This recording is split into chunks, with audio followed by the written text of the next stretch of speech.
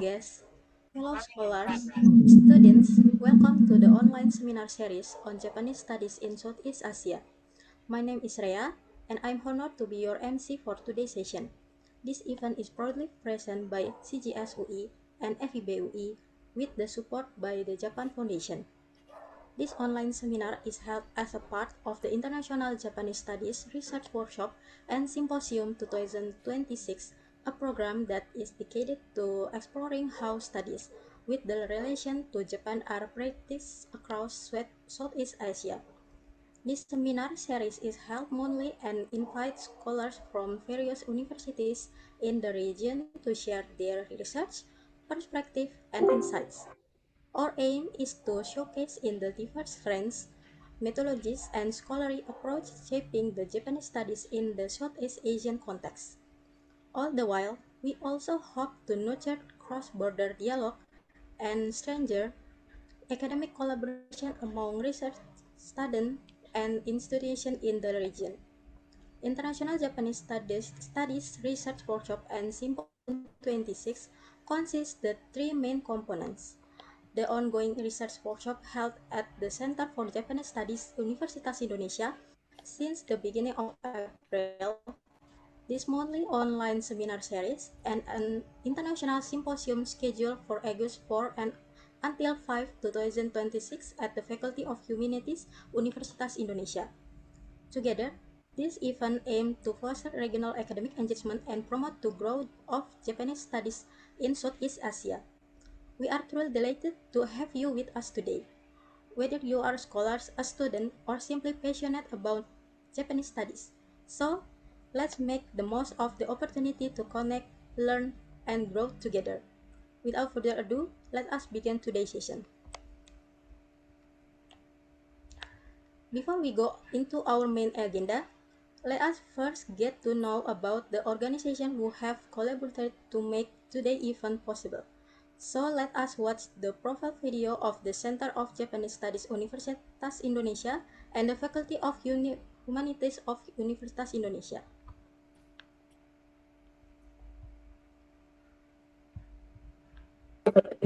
Sama yang mau ke toilet.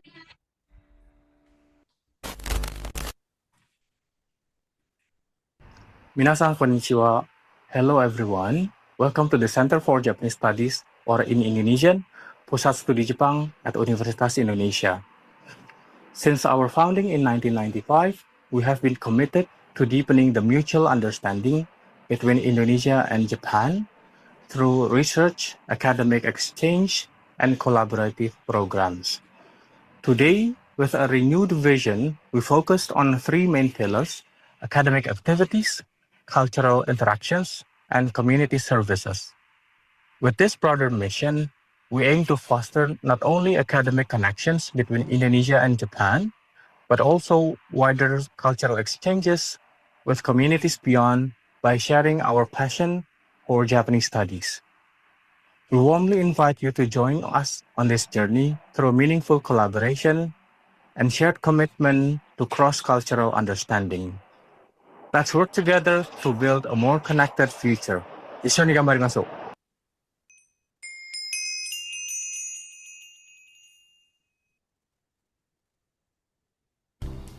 Established in 1995, PSJUI was founded as a center dedicated to advancing Japanese studies in Indonesia.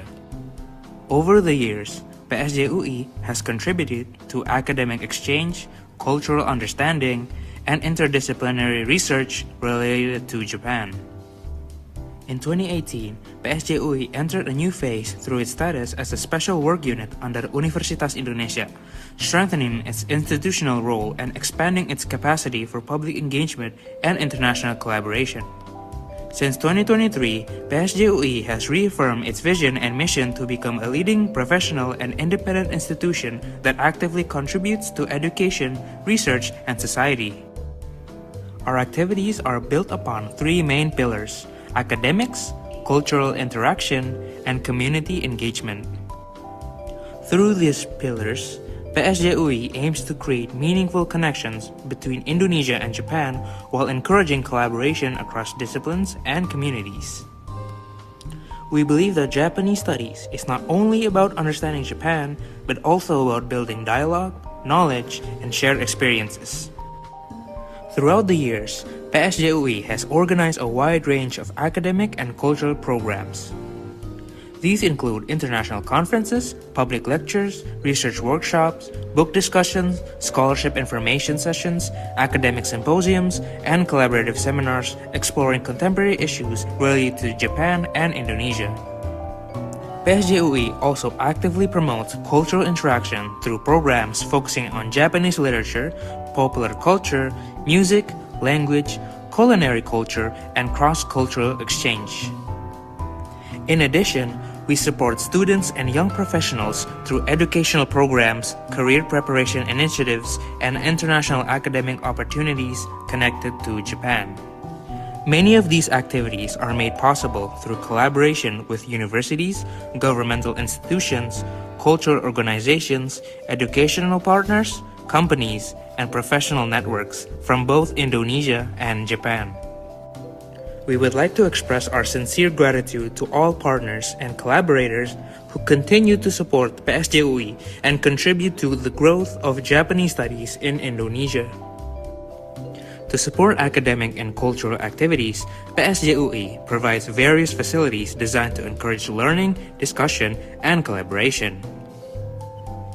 These facilities include an auditorium, classrooms, meeting rooms, discussion spaces, and the PSJUI library. With collections in Japanese, English, and Indonesian, the library offers access to books, journals, research materials, and digital archives related to Japanese studies and broader interdisciplinary topics. The library serves not only as an academic resource center, but also as a shared space where students, researchers, and the wider community can exchange ideas and knowledge. As part of our commitment to community engagement, PSJUI continues to make its facilities accessible for educational, academic, and cultural activities involving both the university community and the public. For decades, PSJUI has continued to grow as a center for Japanese studies that contribute to knowledge production, as well as international collaboration and exchanges. Thank you for being part of our journey. Together, let us continue building stronger international connections through Japanese studies.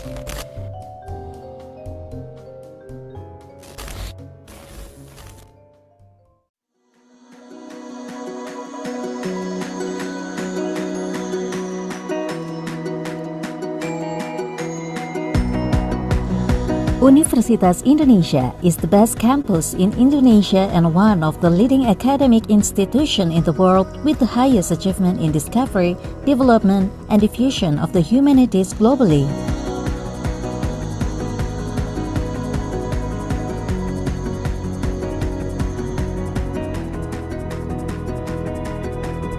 Sejalan dengan visi dan misi Universitas Indonesia, Fakultas Ilmu Pengetahuan Budaya Universitas Indonesia senantiasa menghasilkan manusia berkualitas yang memiliki kompetensi dan komitmen untuk kemajuan kebudayaan. FIB UI menjadikan kebudayaan sebagai investasi untuk membangun masa depan dan peradaban bangsa demi terwujudnya tujuan nasional sebagaimana diamanatkan Pancasila dan Undang-Undang Dasar 1945. The faculty was originally named Fakultas Sastra or the Faculty of Letters Universitas Indonesia when it was established in 1940. In its development, the Faculty of Letters also studied cultural sciences and humanities. Thus, since 2002, its name was changed into Fakultas Ilmu Pengetahuan Budaya or the Faculty of Humanities or FIB for short, Universitas Indonesia. Academically, FIB UI also contribute to Universitas Indonesia's achievement in the 2023 QS World University Rankings by subject. In arts and humanities, FIB UI ranks first in Indonesia and fifth in Southeast Asia. Meanwhile, for modern languages, it ranks among the 200 highest institutions in the world. Similarly, in the 2024 Times Higher Education World University Rankings, or the WER by subject in Arts and Humanities, FIBUI ranks first in Indonesia and ranks 401 from 500 in the world. FIBUI is also committed to making the campus environment free from corruption, collusion, and nepotism through the Universitas Indonesia Zone Integrity Award and achieving a green sustainable campus through the UI Green Metric World University Rankings. As an internationally leading educational and research institution under the 7 departments studying the humanities in FIBUI, we have study programs ranging from undergraduate programs, master's degree programs, and doctoral programs. The undergraduate program aims to prepare students to become intellectuals or scientists who are able to develop themselves into professionals. The objective of the master's degree program is to create competent scientists with the ability to develop and apply the humanities. The doctoral program aims to produce graduates capable of contributing to the development and application of knowledge, technology, art, and culture to solve national problems as well as advance human civilization. The graduate programs of FIBUI always become the best talent center with the teaching staff who have professional or competency certification as well as experience as practitioners.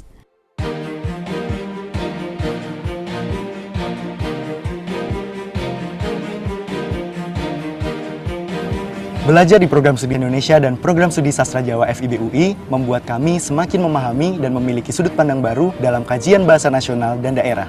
Hal ini membuat kami selalu berusaha untuk melestarikan dan memperkenalkan khasanah budaya negara kita.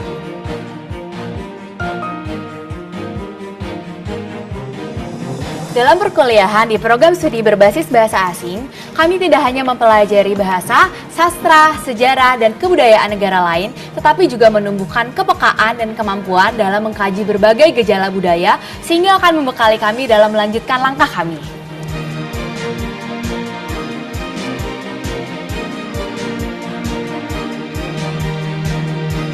Saat ini, kepustakaan juga fokus pada kajian humaniora, digital humanities, dan big data analysis yang banyak dibutuhkan oleh perusahaan nasional maupun luar negeri. Sehingga kami mampu mengelola lembaga informasi berbasis teknologi informasi dan komunikasi dengan kreatif, inovatif, dan beretika.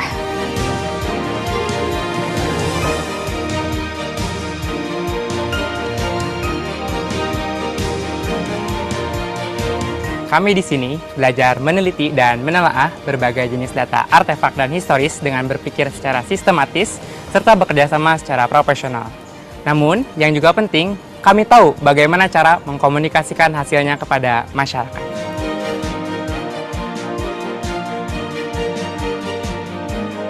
Lingkungan di sini membentuk karakter kami untuk mengkaji permasalahan yang relevan dengan kebudayaan. Untuk kemudian ditemukan akar masalahnya sehingga dapat dihasilkan solusi melalui analisis dan argumentasi yang terstruktur secara sahih dan benar.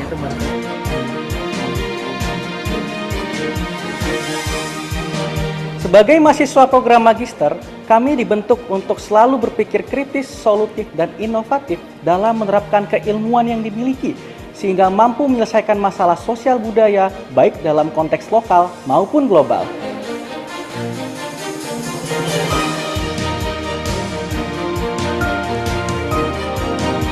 Dalam program doktor, kami diarahkan untuk membuat produk keilmuan yang inovatif, original, dan teruji. Selain itu, juga mampu memecahkan masalah dalam bidang keilmuan melalui pendekatan interdisiplin, multidisiplin, atau transdisiplin. FIBUI has implemented the Merdeka Belajar Kampus Merdeka or MBKM or the Freedom to Learn Independent Campus curriculum since 2020. Several MBKM programs for students are, among others, the Dikti Flagship MBKM program and various programs initiated by FIBUI with partners, such as internship programs at domestic and foreign partner institutions, internship programs in special work units and various service units at FIBUI, as well as lectures held in collaboration with partners from abroad. We emphasize on the development of human resources through the development of students' potential to enable them to become superior academicians in the humanities. We continue to improve our services and facilities to achieve world-class standards. As for facilities and infrastructure that are in line with the SDGs or Sustainable Development Goals, FIBUI has provided renewable energy to support Green Metric UI and SDGs through the use of carport solar panels, wider 5G Wi-Fi facilities, and the application of an electronic document and archives management system. In our daily activities, we foster an atmosphere based on simplicity, mobility, adaptive learning, reputation, and technology or smart to support all FIBUI programs in producing quality graduates with technical abilities, skills, and humanistic perspectives.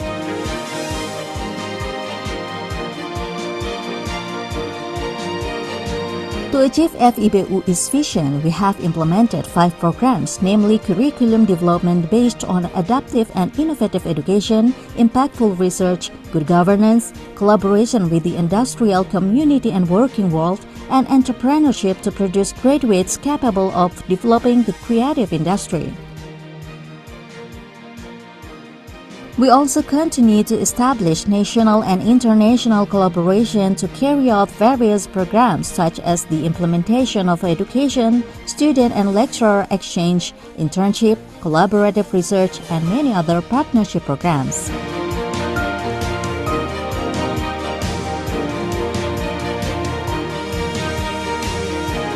FIBUI has 2 business units working in the field of language and culture, namely Lembaga Bahasa Internasional or International Language Institution and Pusat Penelitian Kemasyarakatan dan Budaya or Community and Cultural Research Center.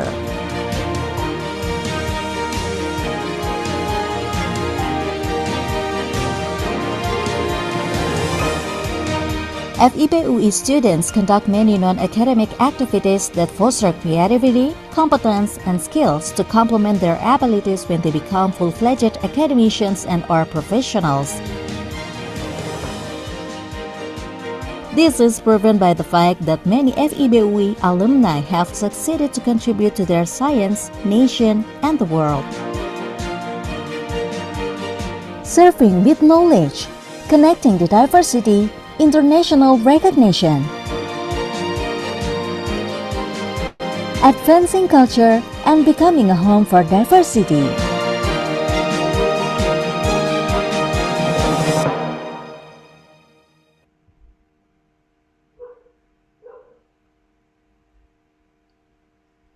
Hi, now that we are introduced the organization behind today's event, let us jump straight into today's agenda.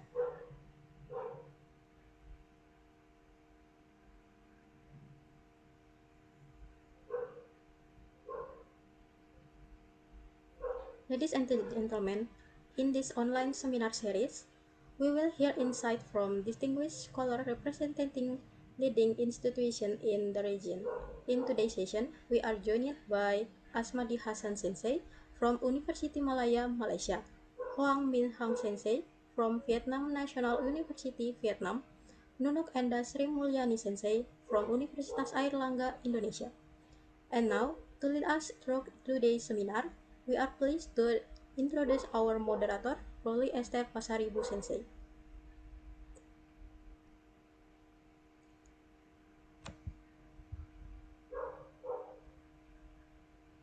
Hi, Roli Esther Pasaribu Sensei, or also known as Roli Sensei, is a lecturer in the Japanese Studies program at the Faculty of Humanities, Universitas Indonesia. She currently serves as the Vice Dean of the Faculty of Humanities, Universitas Indonesia. Roli Sensei obtained her PhD from Osaka University, Japan. Her academic expertise lies in Japanese literary studies with a particular focus on gender issues and their representation in literature. Her research explored gender perspective in Japanese literary works and contribute to broader discussion on literature and society. Roli Sensei, the floor is yours. Thank you very much for the introduction, Rhea. Good morning, everyone. Once again, my name is IJSRWS. I am a faculty member of the Japanese Studies program at the Faculty of Humanities, Universitas Indonesia. And now I am also serving as the Vice Dean for Academic Research and Student Affairs at the same university. So again, minasan, ohayo gozaimasu. Welcome to the online seminar series on Japanese studies in Southeast Asia. And this is a monthly online event with an aim to introduce the diversity of Japanese studies in the region. As introduced by Reya, this series is a part of the International Japanese Studies Research and Workshop and Symposium 2026, organized by the Center for Japanese Studies and the Faculty of Humanities, Universitas Indonesia, and supported by the Japan Foundation. Today is the third edition of the series, and we are very honored to have three distinguished speakers. Our first speaker is Asmadi Hassan Sensei from University Malaya, Malaysia. Good morning, Asmadi Sensei. And our second speaker is Hoang Minh Sensei from Vietnam National University, Hanoi, Vietnam. Good morning, Hoang Minh Sensei. It's very great to see you. And our third speaker is Nunuk Endah Srimulyani Sensei from Japanese Studies Department, Universitas Airlangga, Surabaya, Indonesia. Thank you very much, Nunuk Sensei, for joining us today. And before we start our session, let me explain how the session will progress. So first of all the three speakers will give a talk introducing their research and views on Japanese studies, about 20 minutes. And after that, we will enter the question and answer session, where we invite all of us to participate in the discussion. So without a further ado, let us begin by inviting our first speaker, Dr. Asmadi Hassan, or Asmadi Sensei. He will be bringing a presentation titled From Theory to Practice, Assessing the Application of Japanese Studies Knowledge among Alumni. So before we begin, please let me read Asmadi Sensei's short biography. Asmadi bin Hassan is a senior lecturer in the Department of East Asian Studies at Universiti Malaya, Malaysia, specializing in Japanese politics, political economy, and Malaysia-Japan relations. He earned his PhD in Japanese politics and a bachelor's degree in Japanese studies from University of Malaya, as well as an LLM from Keio University, Japan. His research explores Japanese governance, elections, and comparative political studies, alongside culture and societal issues involving Japan. He currently serves as head of the Department of East Asian Studies at the Faculty of Arts and Social Sciences, University Malaya, and serves as a member of the steering committee of JSA-ASEAN. So, thank you very much, Asmadi Sensei. The floor is yours. Yoroshiku onegai itashimasu.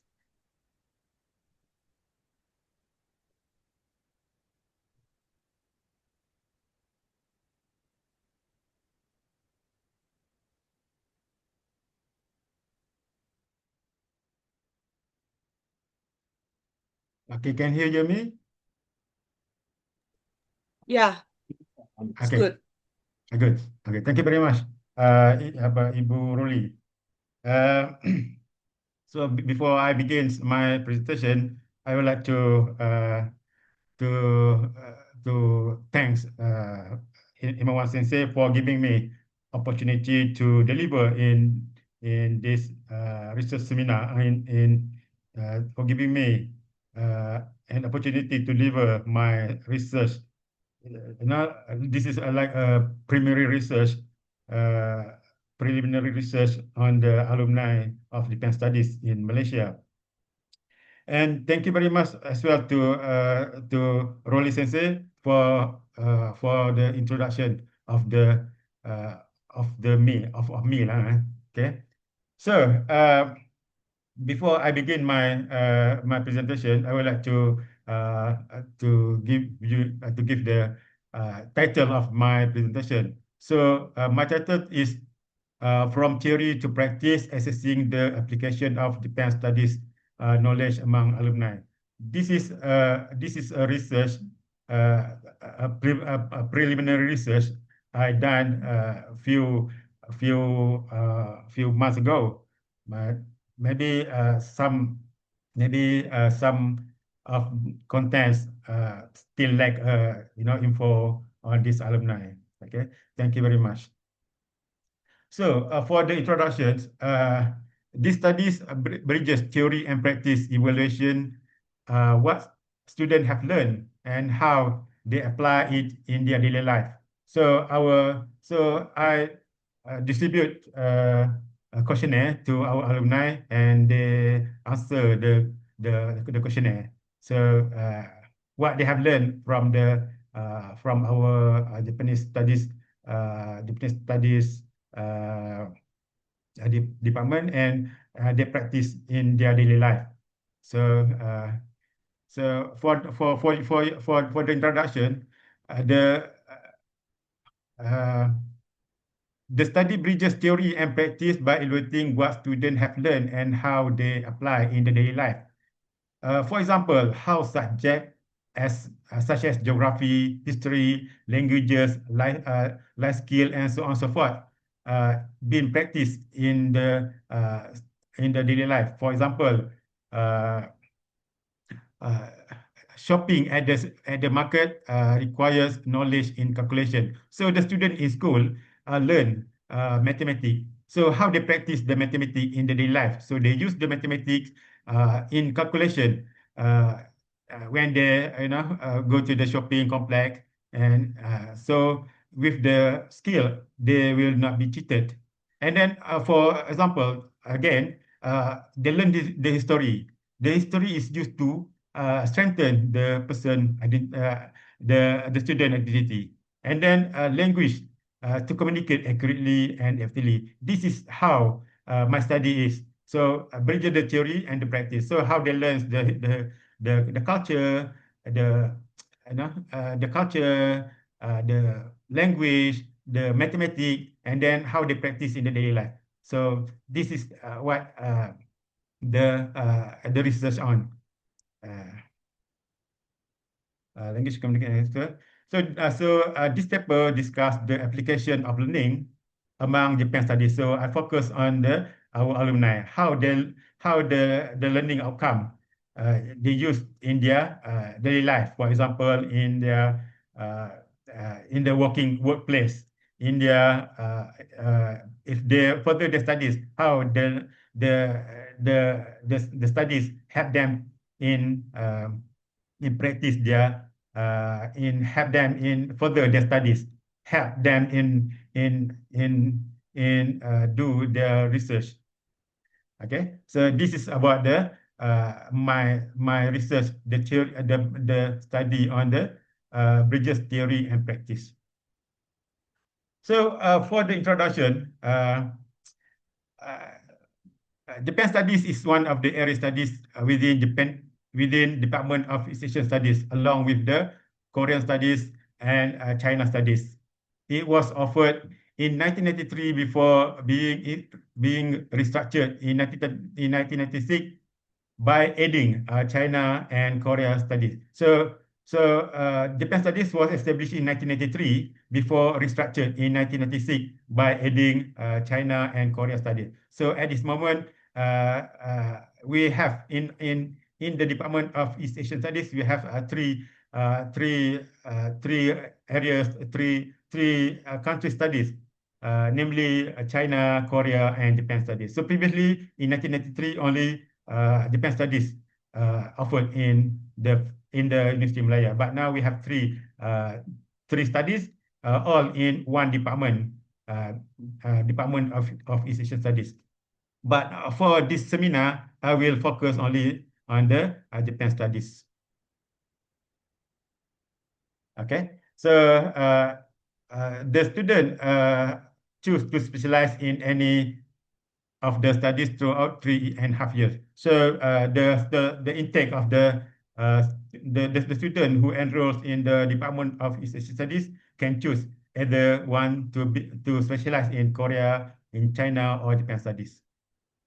And then the graduate possesses in-depth knowledge of one of the East Asian countries to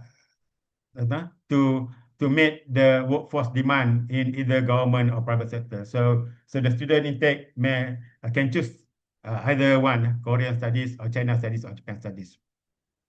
And then our aim also, the student can become intermediaries who strengthen relation between Japan, Malaysia, Malaysia, Japan, Malaysia, China, and Japan, Korea. So this is our aim of the department. So the student can become intermediaries, and in the meantime, they can meet the workforce demand in the government or in the private sector.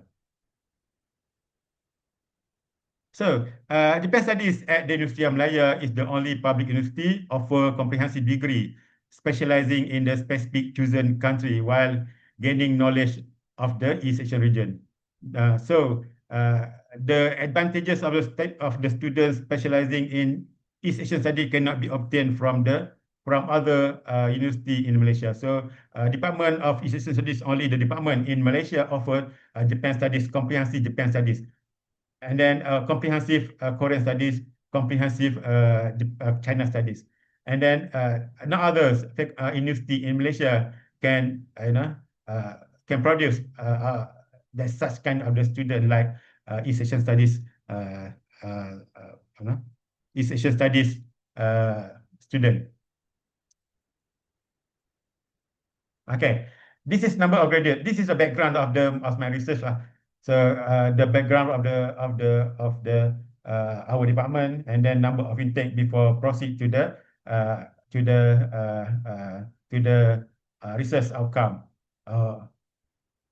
So the Japan Studies produced its first graduates in 1987 with total 32 and 55 in 97. So 37 in 1997 we produced 32 students, and then in 1998 we produced 55 students, graduates. Korean Studies produced its first graduate in 1999 with a total of 3, and 1 for the China Studies in 2000.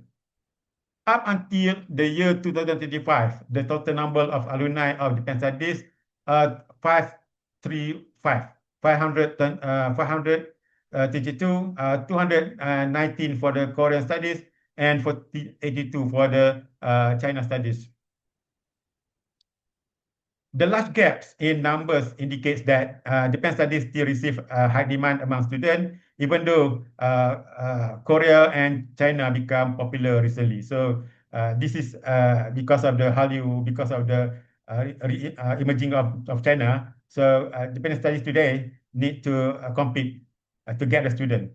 Okay, because of the Korean wave, because of the emerging China as a world power, new world power. So we have to compete with the student, because every year we receive around 50 students, and then we need to attract the student to specialize in Japan Studies, China Studies, or Korean Studies. They are freely to select the studies they are interested in. Okay. This is the table 1 shows the courses offered to the students specializing in Japan Studies for the cohort of 2021-22, 25-26. The course structures undergoes a review every 5 years. So we review our syllabus every 5 years, and this is our course offer for the cohort 21, 22, 25, 26. So every 5 years we undergone the curriculum review. Okay. So by this year we will have new course or new syllabus for the Japan Studies. Okay. Parts of the so you can see here core course, university course, and then faculty course. The student to need need to take the university courses and then faculty courses. This one offered by the university and then offered by the faculty courses. And then department courses. This one also core courses that is all the student, all the Japanese, all the East Asian Study department student need to take core course, university course, faculty course, and department course. So in the department course, the student need to take East Asian through digital lens, international relation of East Asian, economic, and so on and so forth. And then the student also need to take Japan Studies package, Japanese language, 1 until 6, and then political economy of Japan, and then culture and society of Japan. And then for the elective course, the student need to take economic policy of Japan, administration and political system of Japan, global local government in Japan, globalization and popular culture and Japan, and so on and so forth.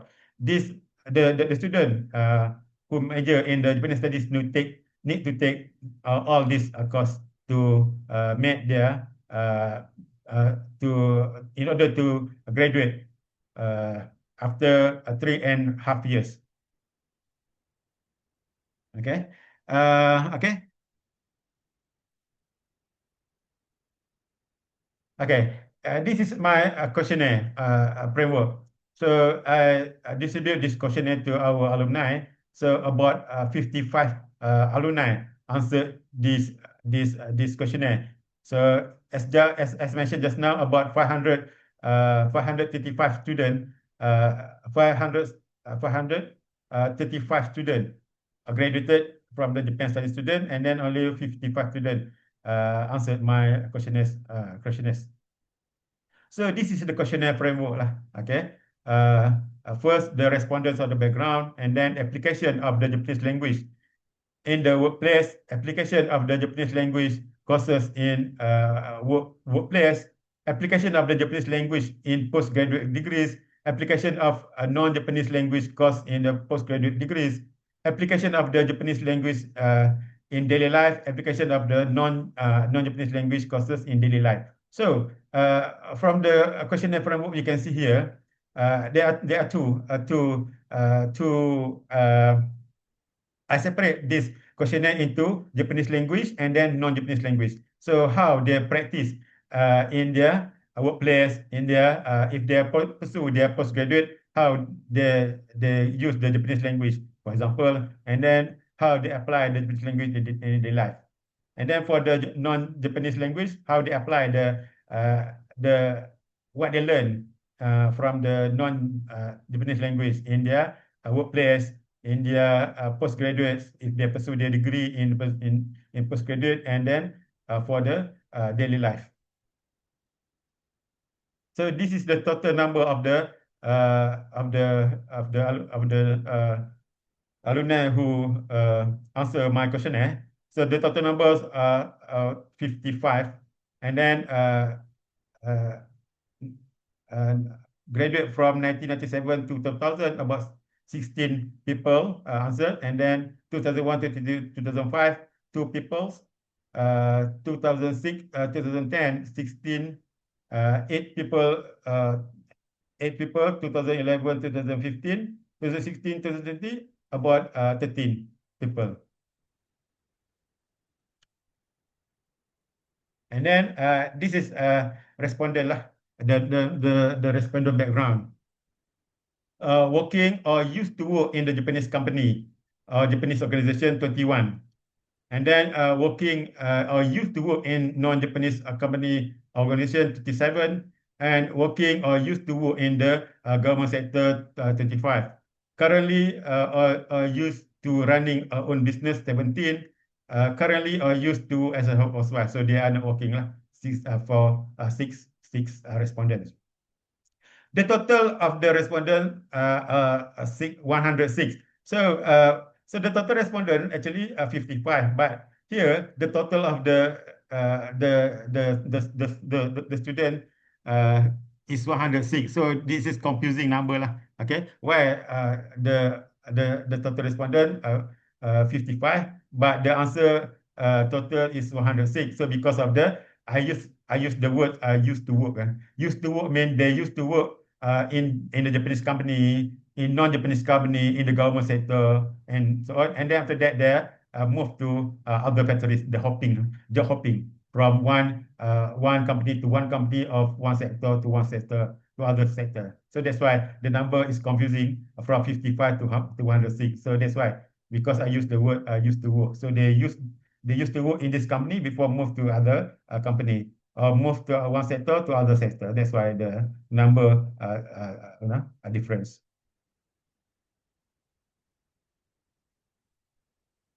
So the percentage of those who used to work or working in considered good, because graduate who have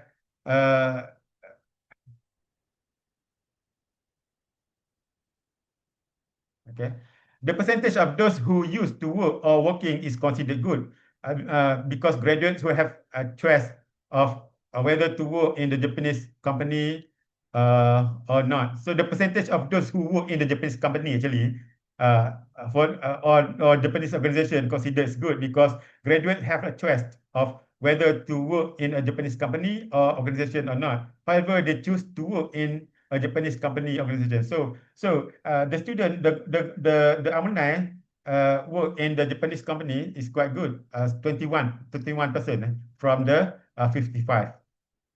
So they have a choice to choose which company or which sector they want to work. But 21 student is considered good because they have a chance to work in other sector, but they choose to work in a Japanese company. So by working with the Japanese company, they can practice what they have learned from the Japan studies.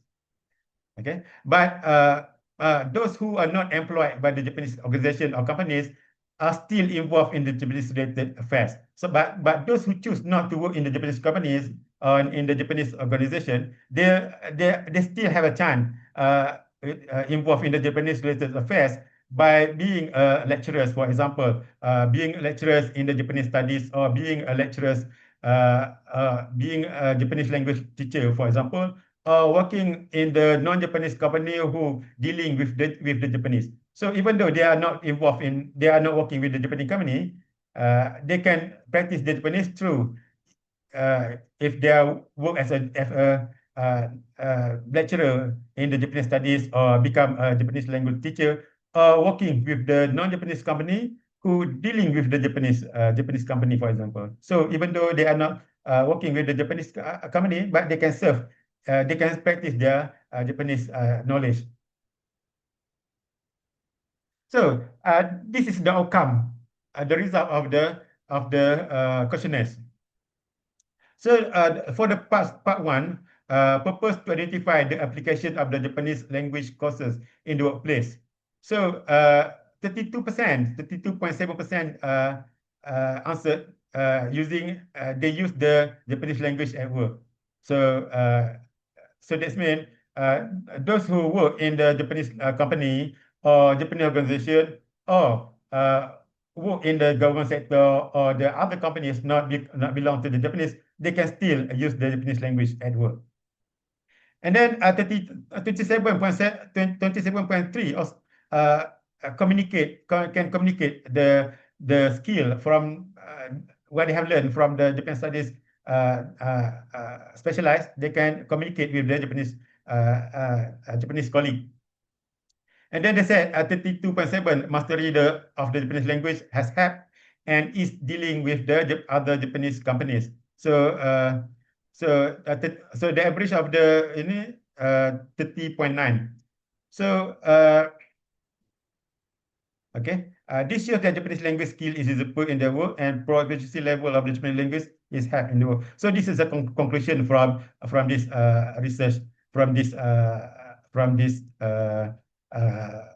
part one. So proficiency level of the Japanese language is helpful in their work, even though the average number only. So even though those who use the Japanese language is quite low, 32.7, but they said with the Japanese language skill help them to in work, for example. So part two, purpose of identifying non-Japanese language course practice in their workplace. So 76.4 said practicing good values learned from Japan in the workplace. So they can practice. So they practice what they have learned from the Japan studies courses. So they said they can practice good values in the workplace or the business and become more disciplined in every aspect of life, especially in their careers. A result of the practicing Japan's ethics and values, they emphasize a harmonious relation at the workplace as a particular important. So they practice the good values. And then 72.7, so always making continuous improvement. And then 72.7, Japan's related courses influence their way of thinking, open their mind. And then 81.8 said punctuality, time as practice in Japan. So they practice the punctuality. Okay, and then 76.4% said the skill allow them to interact cross-culturally and understand the Japanese mindset and their ways of life. So help them to interact cross-culturally and understand the Japanese mindset and way of life. Okay, and then part 3. Part 3 is to identify the application of the Japanese language in the postgraduate degree. So 49.1 used to study at the postgraduate degree or currently pursue their postgraduate degree, but only 14.5 using the Japanese language in the postgraduate learning. So because of this, they only use only 14.5% use the Japanese language in the postgraduate learning because they can get an option. For example, they can use the English, and then 0 of them conducting research related to the Japanese language. So none of our alumni study language. And then using reference material in the Japanese language. So the skill obtained from Japanese language, they practice by using the reference material in the Japanese language. So the skill they use, they obtain from the Japanese language class, they can use it to read the reference book. So the reference book can use as can help them in doing a research. And then 0 of them, because none of them doing a research on the Japanese language, none of them publish research in the Japanese language. And then 49.1 respondent understand that the skill gained from the Japanese language are useful for deepening their knowledge related to Japan. And then they said the Japanese language very useful for them, but since they are doing research more on the non-Japanese language, so they use only few reference in Japanese language, but they use more English language, for example, or Malay language, for example, for their reference.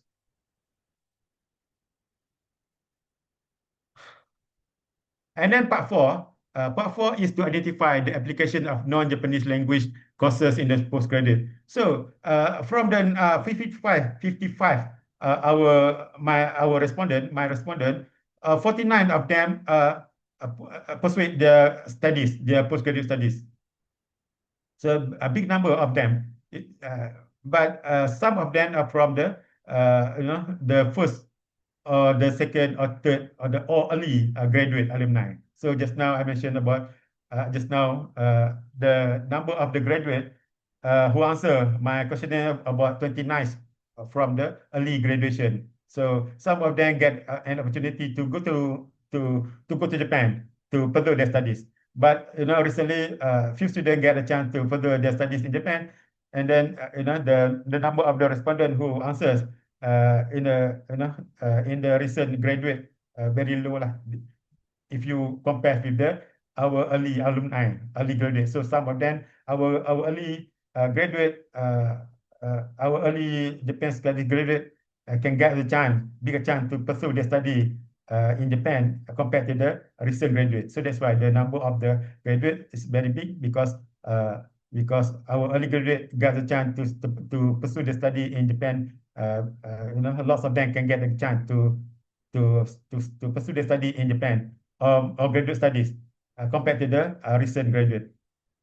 And then 49.1 using reference material related to Japan. So using related reference material related to Japan means English or the Japanese. So they can use the Japanese or Japanese or English reference or Malay language reference.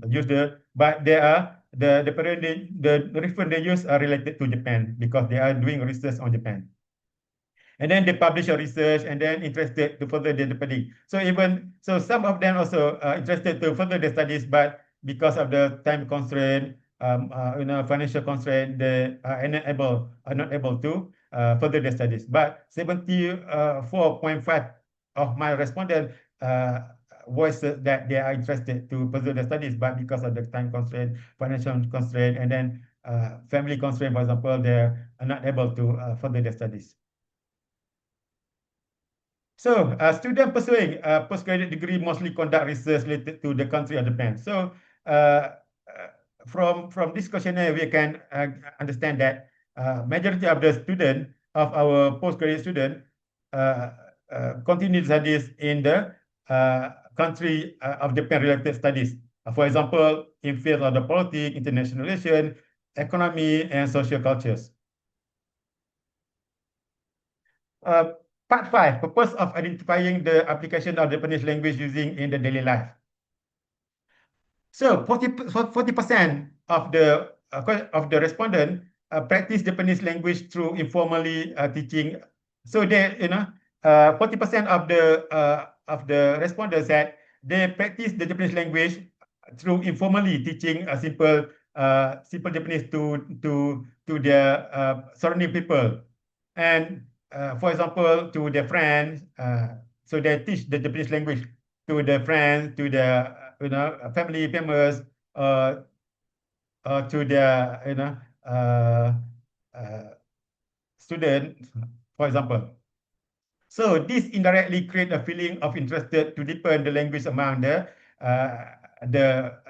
surrounding people. So by introducing Japanese words to their friends, to their family members, they can create the feeling of interested to deepen the language among their friends. So the student help. So indirectly, our alumni help to create awareness, a feeling of interest to the Japanese language to their surrounding people.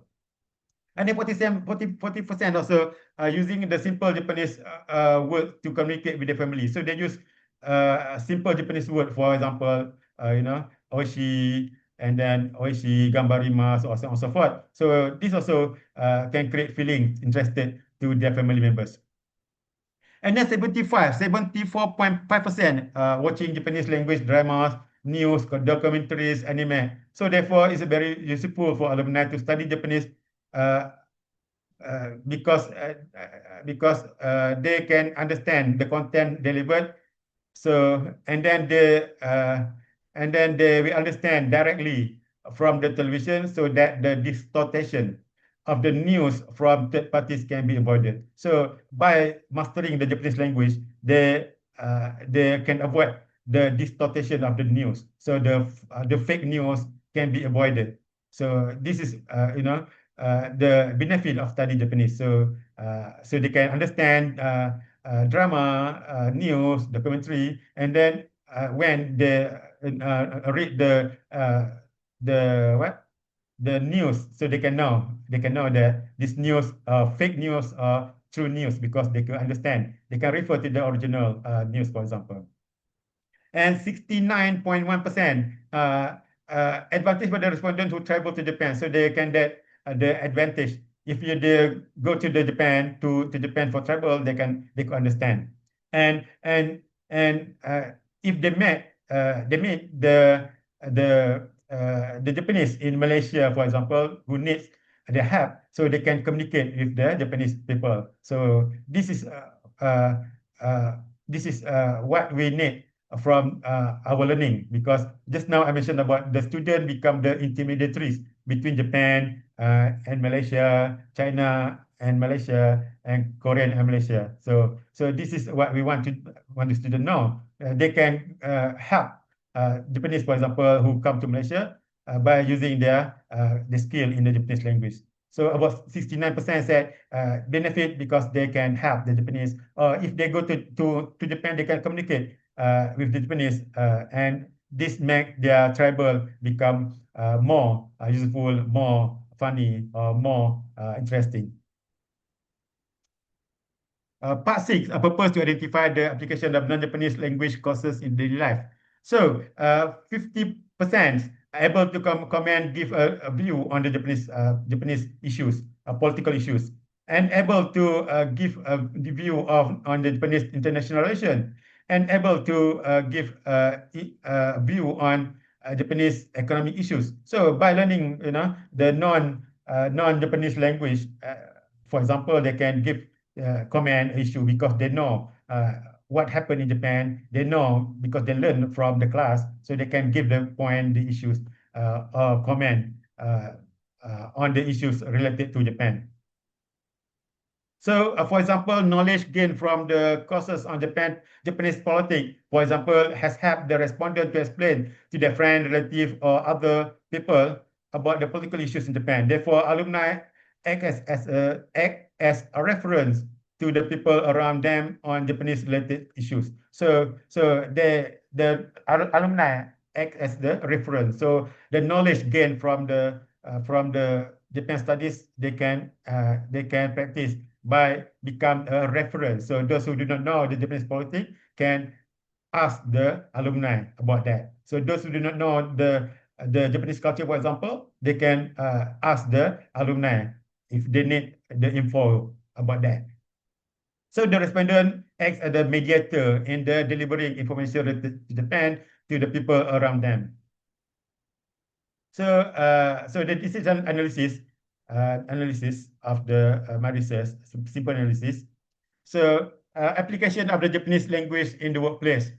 So overall low key finding, despite the low overall usage percentage, the findings suggest that it is important for smoother communication with the Japanese colleague and superiors, completing tasks on time, and help to deal with the external companies and organizations. So application of the non-Japanese language overall high.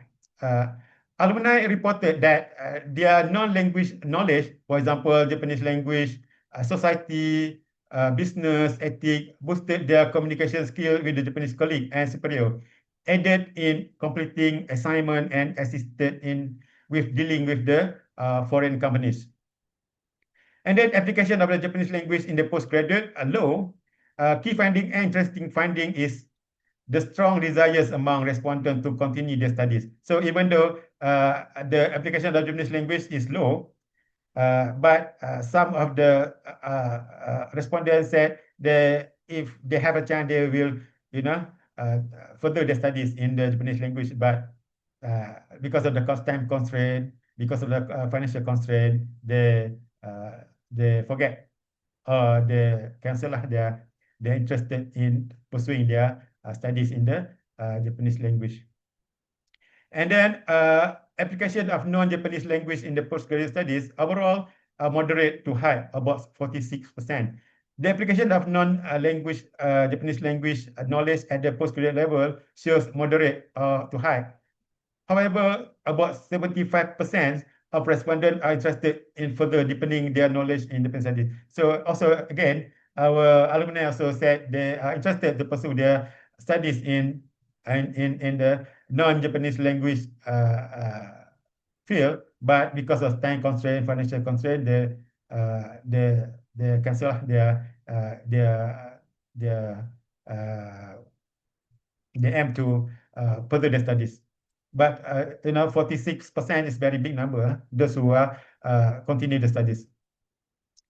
And then for the application of the Japanese language in daily life, for 55.9% of average, respondent use simple words with the family members or friends, this is also highly useful when watching Japanese drama, news, and documentaries and reality shows, as well when interacting with the Japanese people. So very useful by learning the Japanese language they can practice in the daily life compared to the further studies.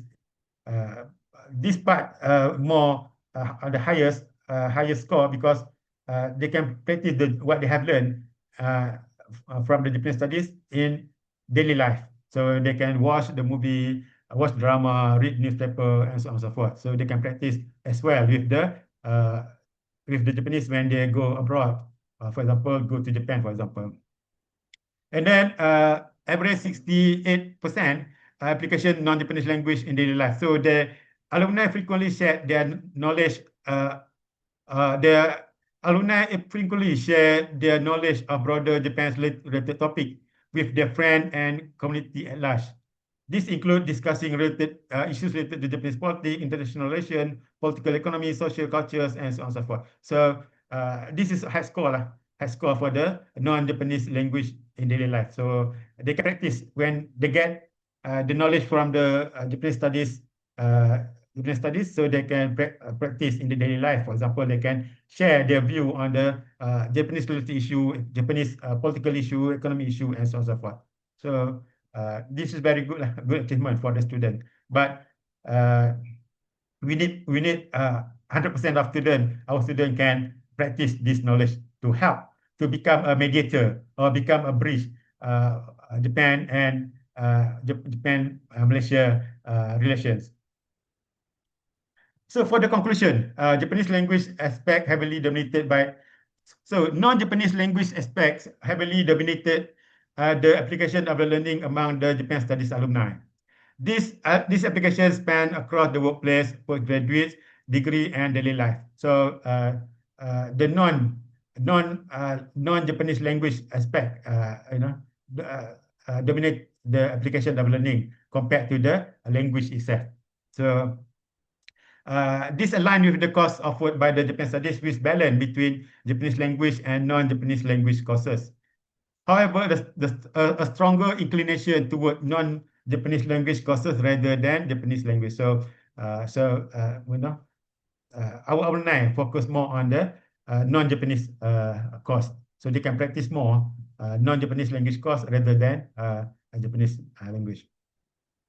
This inclination subsequently foster the alumni interest to continue practicing what they have learned or to further their studies related to the field related to the postgraduate level. And then the respondent found that the course influenced their way of thinking, open their mind, and contribute to the positive behavior.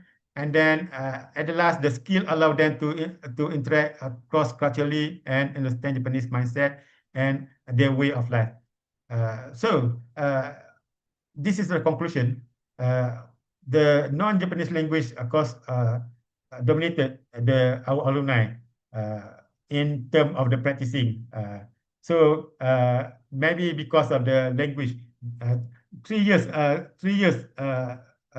learn Japanese language in the Japan studies. Maybe when they graduate, they forget about the language, so they cannot practice very well in terms of the Japanese language. But in terms of knowledge, they still can give the comment on the issues related to the Japan. So that's all my presentation today. Thank you very much for your kind attention. I back to my presentation to Ibu Roli.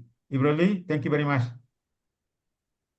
Thank you very much, Asmadi Sensei, for your insightful presentation about from theory to practice, assessing the application of Japanese studies knowledge among alumni. We will discuss about this further in question and answer session.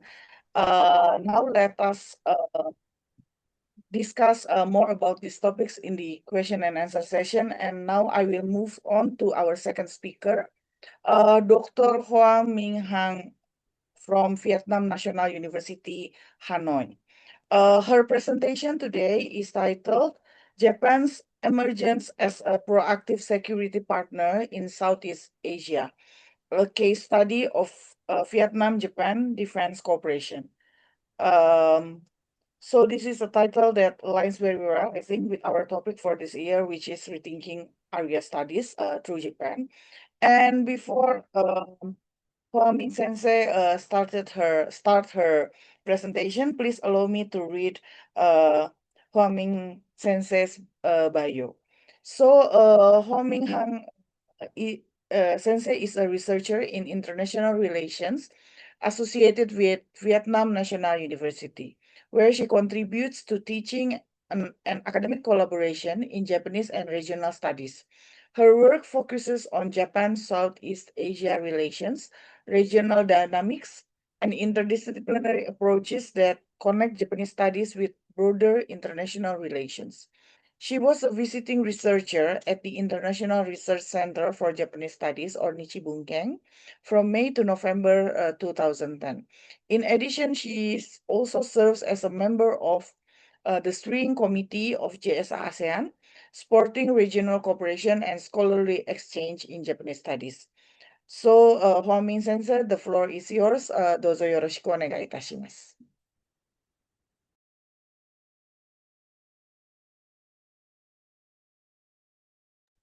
Thank you very much.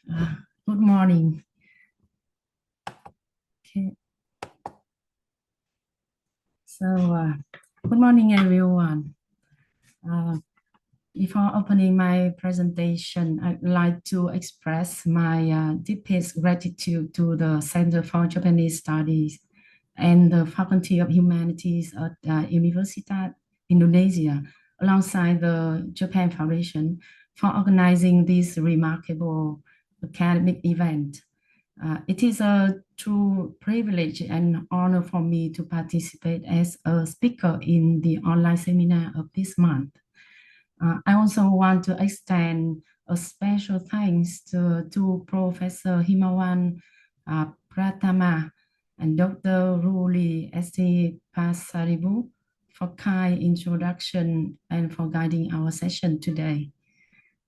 Personally, I have been following and researching Vietnam-Japan defense cooperation for a very long time.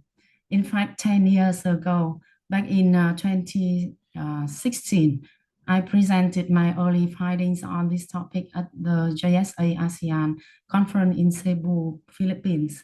I hope Khan and Ro, my friends, still remember. Coming to our symposium today to call the Rethink Area Studies through Japan really made me look at my research from a fresh perspective.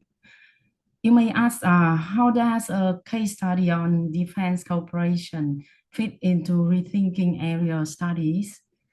Well, I believe it fit perfectly for two main reasons.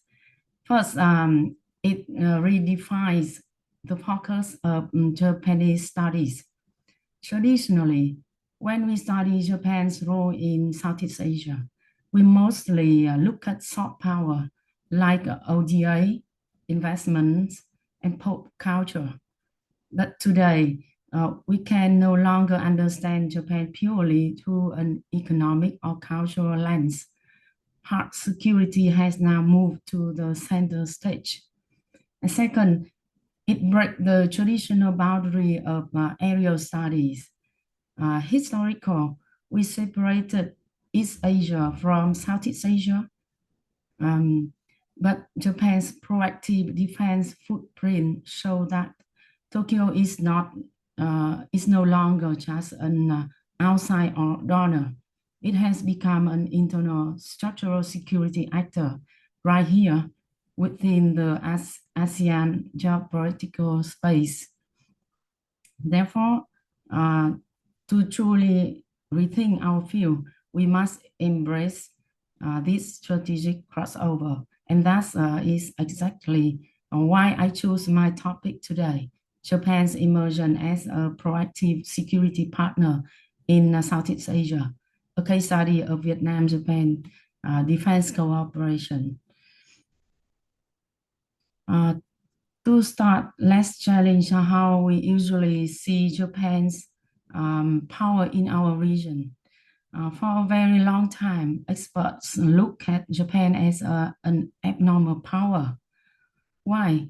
Because even though Japan had a massive economy, it couldn't really use its military power overseas due to the Article 9 of its peace constitution. But today, this reality is changing fast because the regional security environment is getting much tougher. Japan is actively working to untie its own military knot and become a normal power again. By updating how it reads its own constitution and launch the free and open Indo-Pacific strategy, Tokyo has embraced a clear new motto: proactive contribution to peace. To make this happen, Japan has made a strategic move to return to Asia. They are deeply upgrading security and defense ties across Southeast Asia, and Vietnam has stood out as a truly vital partner in this move. Now let's look at these diplomatic timelines. I won't bore you by reading every single date. Instead, I want you to see a very clear two-step pattern. Step one was from 2002 to 2009. It was all about building the foundation. Leaders from both sides worked hard to move our relationship from just a normal, warm friendship into formal strategic partnership. Then came step two. Between 2014 and 2023, we saw a real speed up. We upgraded to an extensive partnership, and 3 years ago in 2023, Prime Minister Kishida and President Bogdantur officially took our relation to the highest level possible, the comprehensive strategic partnership.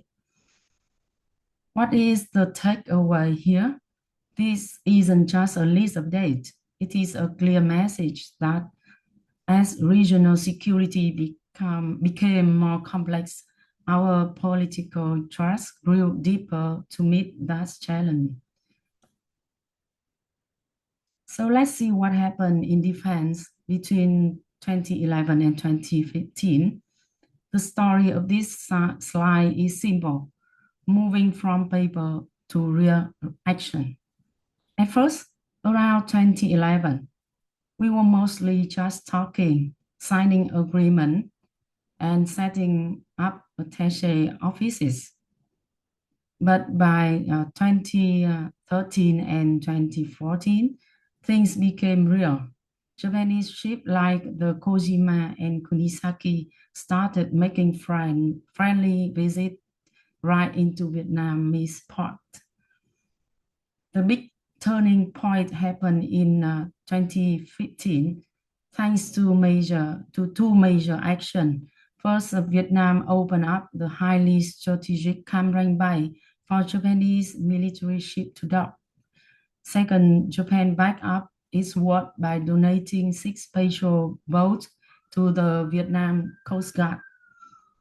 In just 4 short years, the partnership successfully jumped from diplomatic talks to working together side by side on the sea. And in the next phase, from 2018 up to current year's 2026, the relationship took another massive step forward. This time it's all about working together on military technology. The biggest breakthrough happened in 2021. Both countries signed a historic deal to transfer defense equipment. This means Japan wasn't just handing over old boats anymore. Tokyo agreed to send advanced tech and radar systems directly to Vietnam. To make sure we can actually use this technology by 2025, we focus heavily on training people.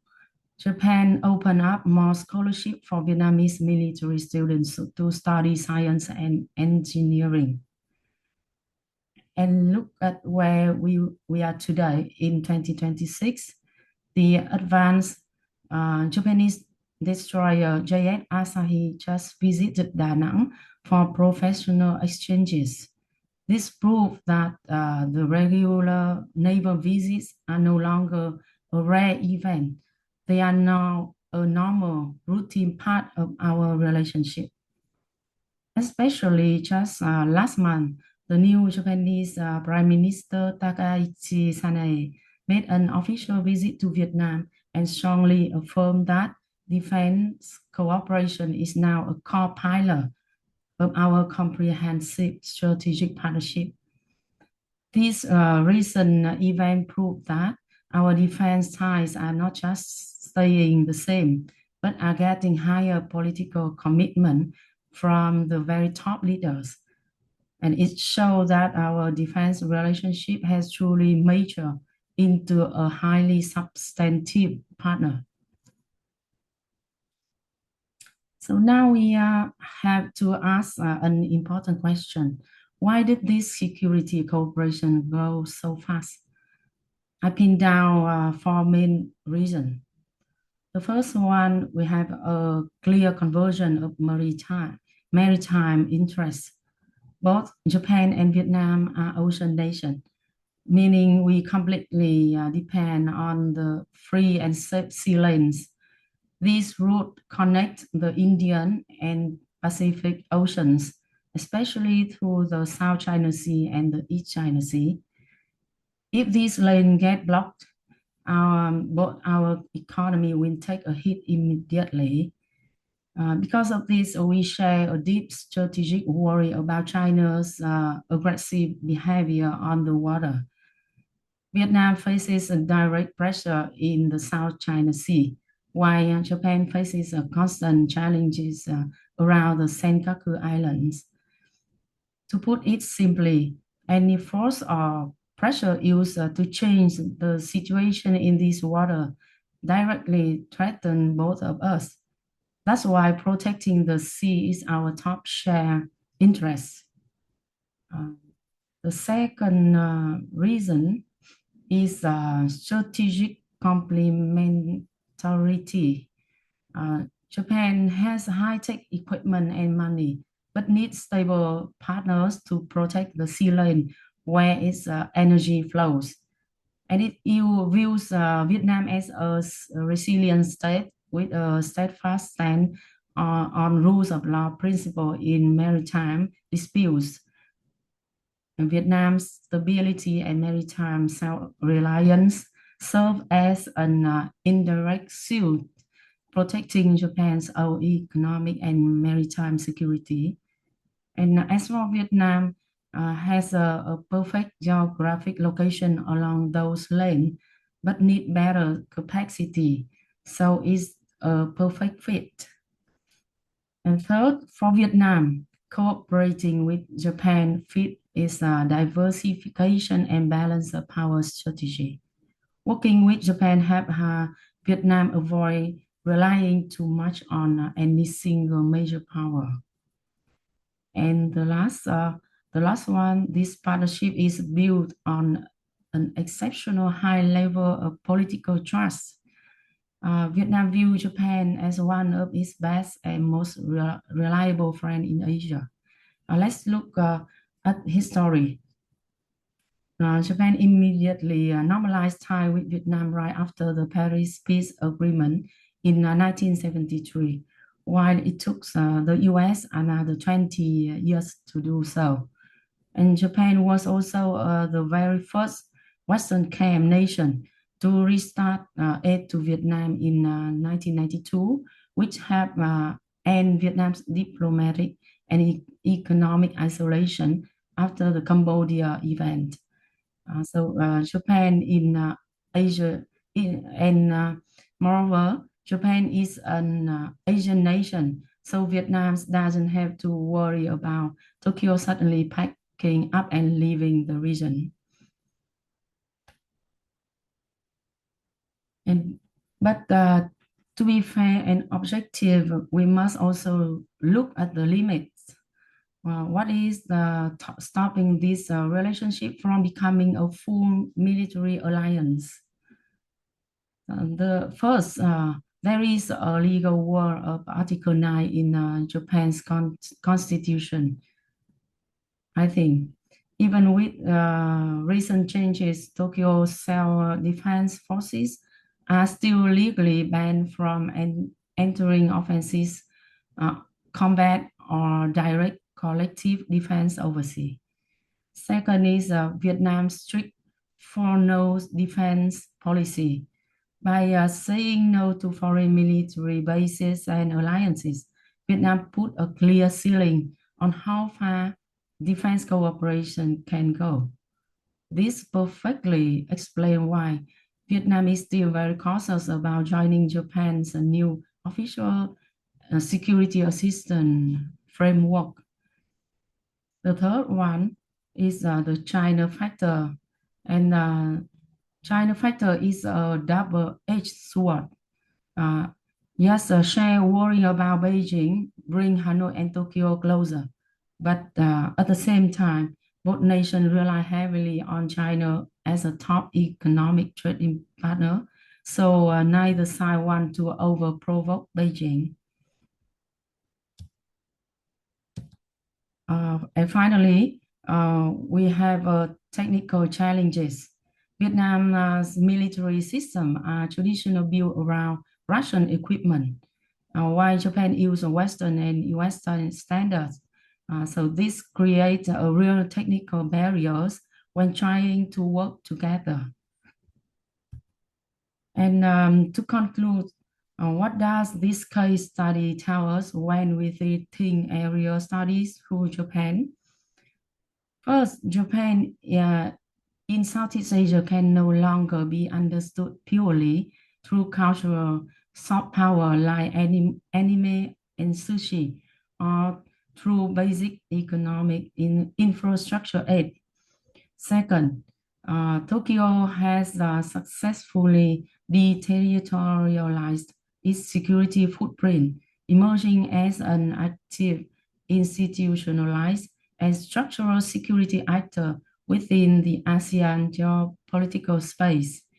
And the last one is because of clear policy and constitutional constraint on both sides, this defense cooperation will realistically remain bounded within non-combat defensive and capacity building sector for the foreseeable future. Thank you very much for your kind attention. Thank you very much, Minh Sensei, for your presentation about Japan's emergence as a proactive security partner in Southeast Asia. And this is a case study of Vietnam-Japan Defense Cooperation. We will discuss about this more in question and answer session. I believe that many of the participants already has many questions or wants to future discussion with our two presenter. And but now let us proceed to our third presenter, Ibu Nunuk Endah Srimulyani, or Nunuk Sensei from Universitas Airlangga, Indonesia. And the title of Nunuk Sensei presentation is Tracing the Growth of Japanese Studies in East Java. Before Nunuk Sensei present her presentation, let me read a short bio of Nunuk Sensei. Nunuk Endah Srimulyani Sensei is an associate professor and head of the Department of Japanese Studies, Faculty of Humanities, Universitas Airlangga, Surabaya, East Java. She earned her bachelor's in Japanese literature from Gajah Mada University, Indonesia, and obtained her MA, Master of Arts, and PhD from Chiba University, Japan. Her research focuses on Japanology, cross-cultural understanding, gender studies, and culture studies. And her scholarship addresses intercultural encounters between Japan and Southeast Asia, gender representation, and Japanese studies. She has published extensively in national and international journals on topics such as intercultural connectivity, gender discourse in Japanese media, and youth engagement with Japanese popular culture. Beyond research, Nunuk Sensei actively participates in academic collaboration and international programs related to Japanese studies and cultural exchange. So, without further ado, please, Nunuk Sensei, ご発表よろしくお願いいたします。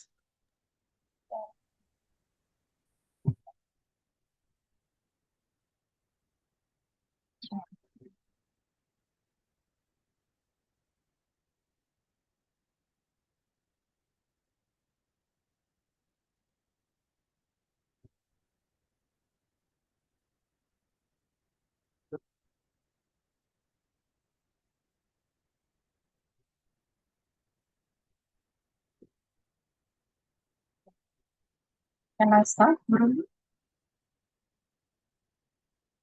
Hello, can you hear my voice? Yes, Nunu Sensei, clearly. Okay.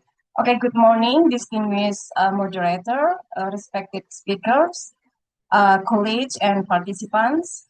First of all, I would like to express my sincere appreciation to the organizer, especially Pak Himawan and Ibu for inviting me to participate in this seminar.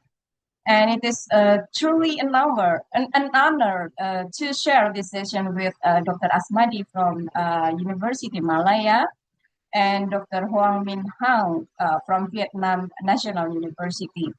Today, I would like to present a topic entitled Tracing the Growth of Japanese Studies in East Java. This is research I'm currently conducting with my team. So it's not quite finished yet, but I will share some interesting updates here. And I will skip this slide since the moderator already introduced me earlier. And I will discuss 4 questions for today's presentation. First, how has Japanese studies evolved in East Java? The second, what historical and institutional factors have shaped its development? Third, how has student mobility changed over time? And finally, what challenge do Japanese studies program face today? Ibu Nunu, I'm sorry, but I haven't seen the slide is Really? Yeah, so maybe you can make it as a slideshow. Okay, wait a minute. Yes.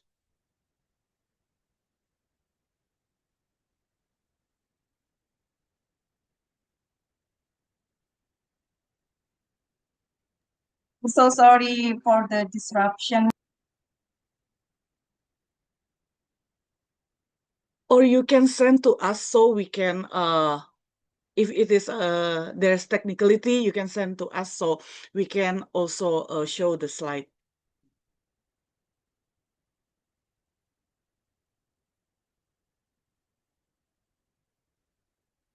Okay, that's good. Yeah.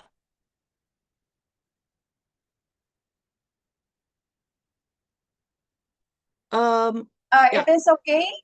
It is okay, yes, it's clearly seen now. Thank you very much. Okay, I will continue from this slide. And now we continue to the historical background to Japanese studies in East Java. Actually, Japanese studies development has always been closely linked with Japanese industry in Indonesia. Since 1970s, Japanese investment has played an important role in East Java's economic development. And until now, there are approximately more than 200 Japanese companies operating in East Java and making Japan, one of the province's largest foreign investors in East Java. And at the same time, it is created demand for graduates who could communicate effectively in Japanese and work in intercultural environment. So these cultural influences encourage many students to study Japanese long before they had any intention of working in Japan. Therefore, the earliest Japanese studies programs primarily focus on producing language teachers, translators, interpreters, administrative professionals.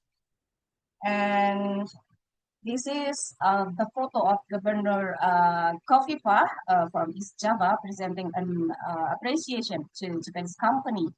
That is the fourth largest investor in East Java after US, Singapore, and South Korea. And this is maybe one of the largest Japanese companies in East Java. It is PT Smelting, which was founded in 1994.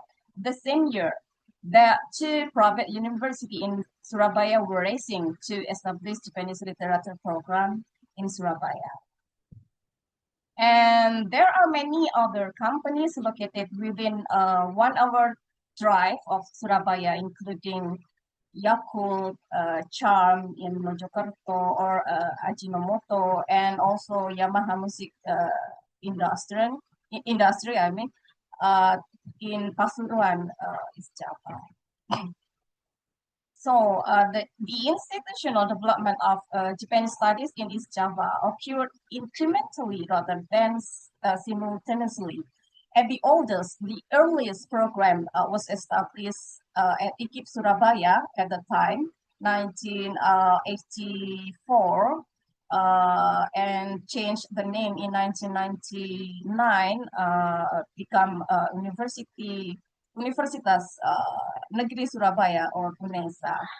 And as the PT Smelting has built in Gresik, 1 hour from Surabaya, in 1993, Unitomo also established the bachelor degree of Japanese literature program. And 1 year later, the neighbor of Unitomo, UNTAC, also established the same program. And actually, in the fact, there are many small private universities in Malang that also offer Japanese as an optional major, such as Kanjuruhan University, Malang Kerjaswara University, etc. However, over time, the study of Japanese did not gain much traction in Malang until Brawijaya University finally established a Japanese language diploma program in the 2000s. In the early 2000s, two major public universities expanded Japanese studies at University Airlangga, my university, officially established a bachelor degree at 2006, but initiated the program Japanese study as elective course at 2001. And Brawijaya initiated from 2001 as Diploma 1 and Diploma 3 in 2003, and then officially established bachelor degree at 2007, and then also established a new, completely different program with literary ANSI. It is a language education program at 2014. So one university has two study program in Brawijaya University. This historical trajectory demonstrates that Japanese studies has continuously responded to changing educational and societal needs in East Java.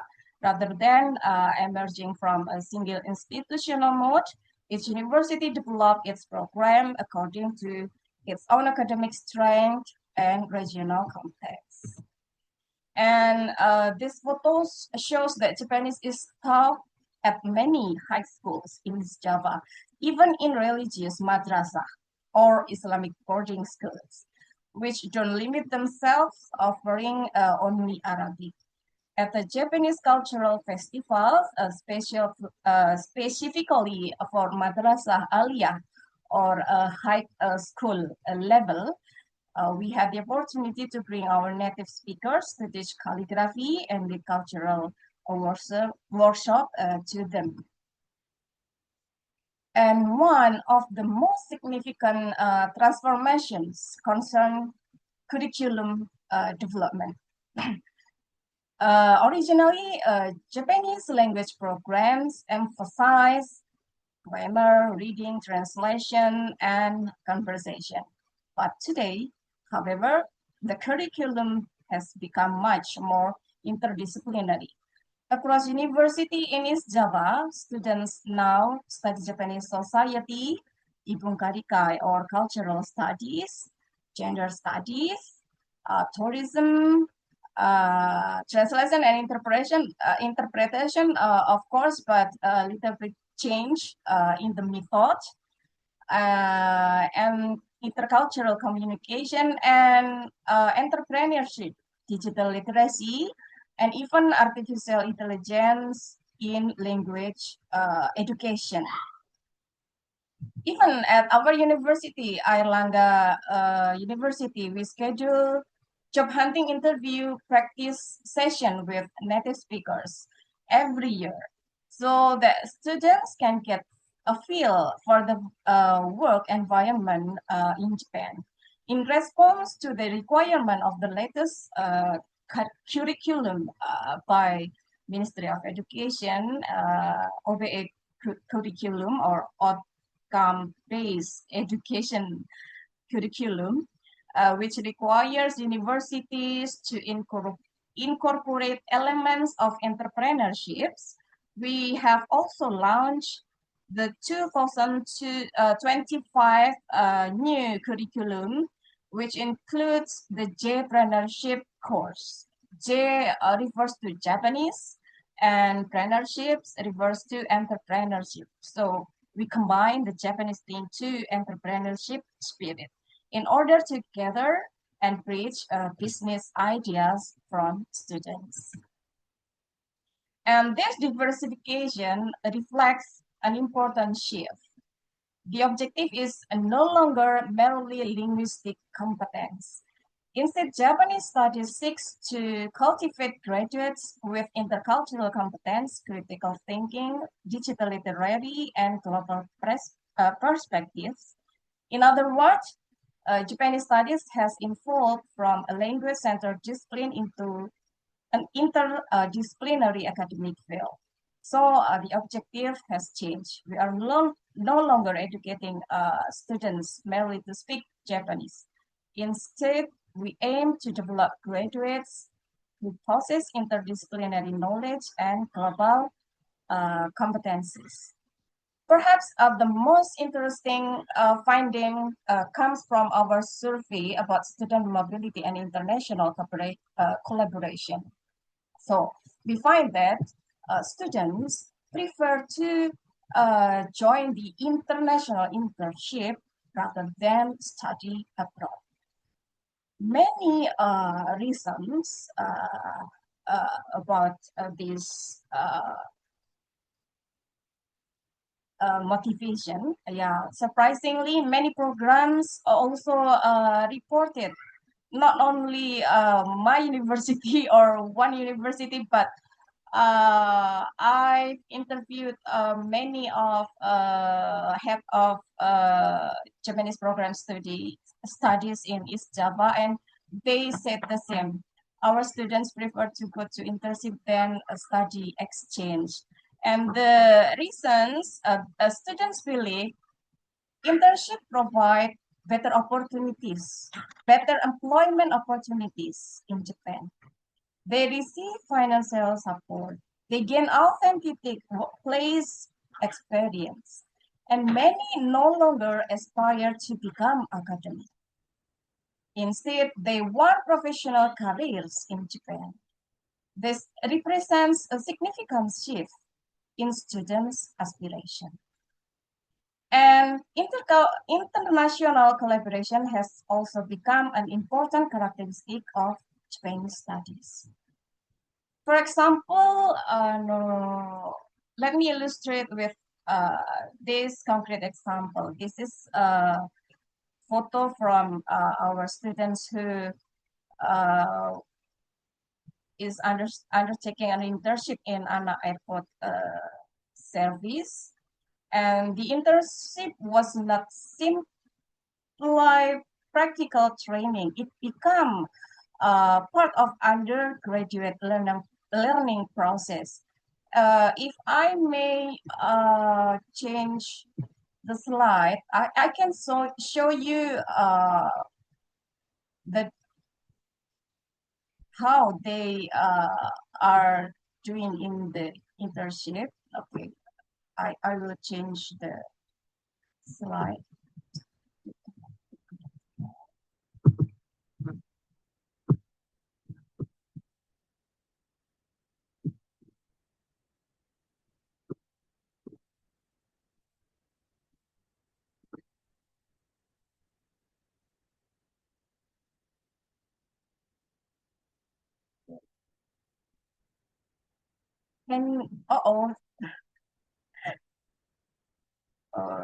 That's the different slide. Pardon me. Sorry, I have three slides. I have three different slides to show. For example, can you see the slide? This is the news Yes, we can. This is the news from Hanoi Airport. We sent 5 students to go to the internship last year, and 3 of them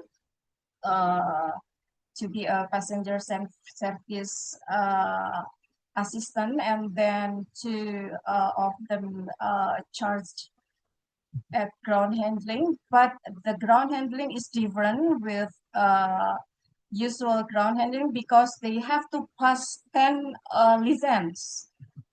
So this is the different level. This is just like in Japan we call Guran Hando Sengmonggako, just like that. So our students have to be able to pass to the 10th step of the license, menkyo, from them. And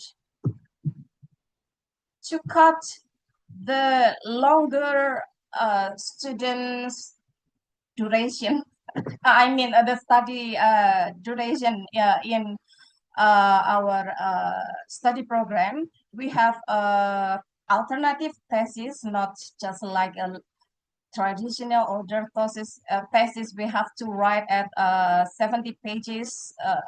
We can choose alternative thesis such as a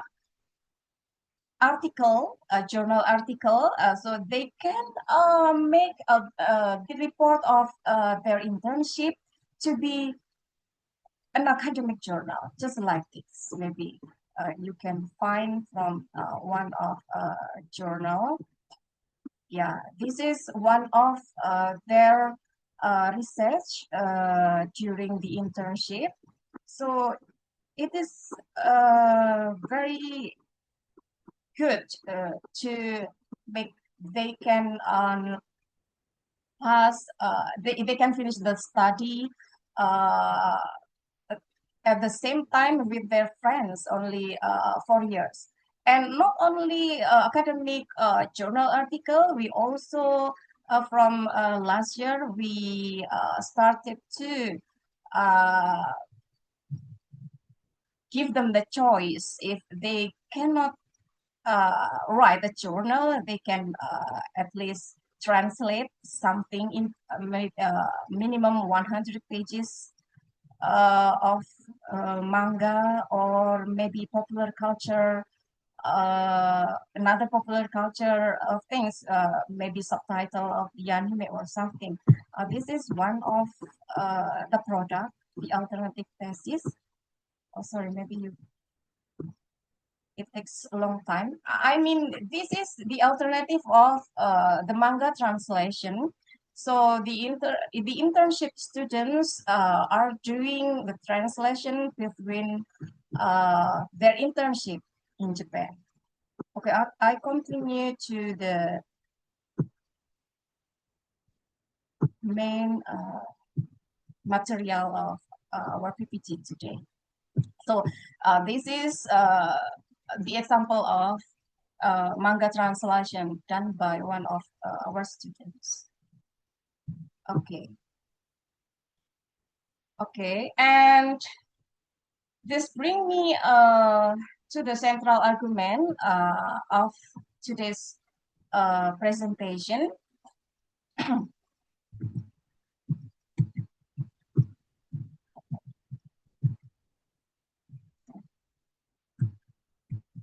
Yeah, this is what I want to say today. Yeah. So there is a myth in university, especially in Japanese study program. We have, I do not know it is true or not. I feel I've been forced to move from academic mobility to internship or workforce mobility. Yeah, but in reality, we have traditional model of student mobility such as student exchange to academic experience and then return to Indonesia, write thesis, and then employ as we can do job hunting, become employee of Japanese company or something. But in the emerging model, we have international internship, and then the student complete the thesis in Indonesia and then go back to Japan. So they have employment opportunities in Japan. So a shift from academic mobility to workforce mobility is represented in this case. Yeah. Okay. And this transition is strongly influenced by Japan's aging society and labor shortages. And Japanese studies program have therefore become important bridges between universities and international employment. So our survey results reveal that internship have become one of the defining characteristic of Japanese studies in East Java. And the trend, the major internship sectors include hospitality, tourism, aviation, service industries, and retailers. Okay, despite these achievements, several important challenges remain. First, there is increasing imbalance between public and private universities. Public universities continue attracting large number of applicants, while several private universities struggle with declining enrollment. And sorry to say, some programs have even closed permanently this year. One of Japanese study program in one private university in East Java has even closed permanently because of this. Yeah. The second, artificial intelligence is transforming language education. Students can now translate, write, communicate using AI tools. And consequently, Japanese studies must redefine its educational value. And third, universities face growing pressure to improve graduate employability, increase international publication, enhance global ranking, and strengthen international collaboration. So we have academic challenge. How can Japanese studies remain an academic discipline while responding to labor market demands? And this is what I say.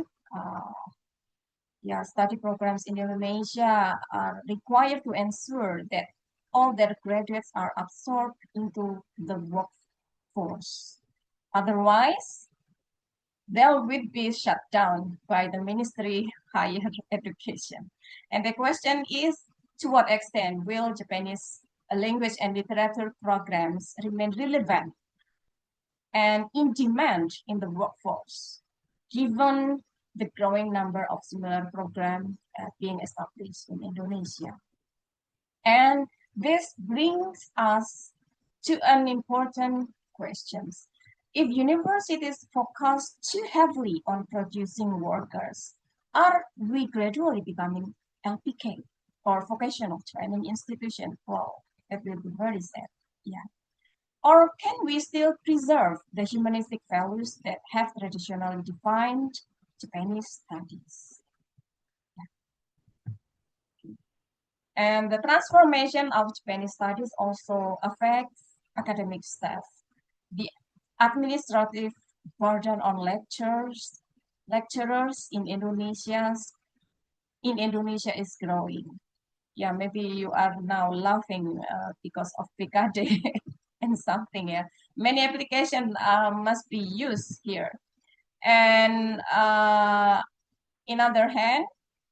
the other hand, academic challenges for faculty members because of demanding challenges on the path to becoming a world-class university, QS ranking, etc. For example, international publication in the Scopus and double OS level.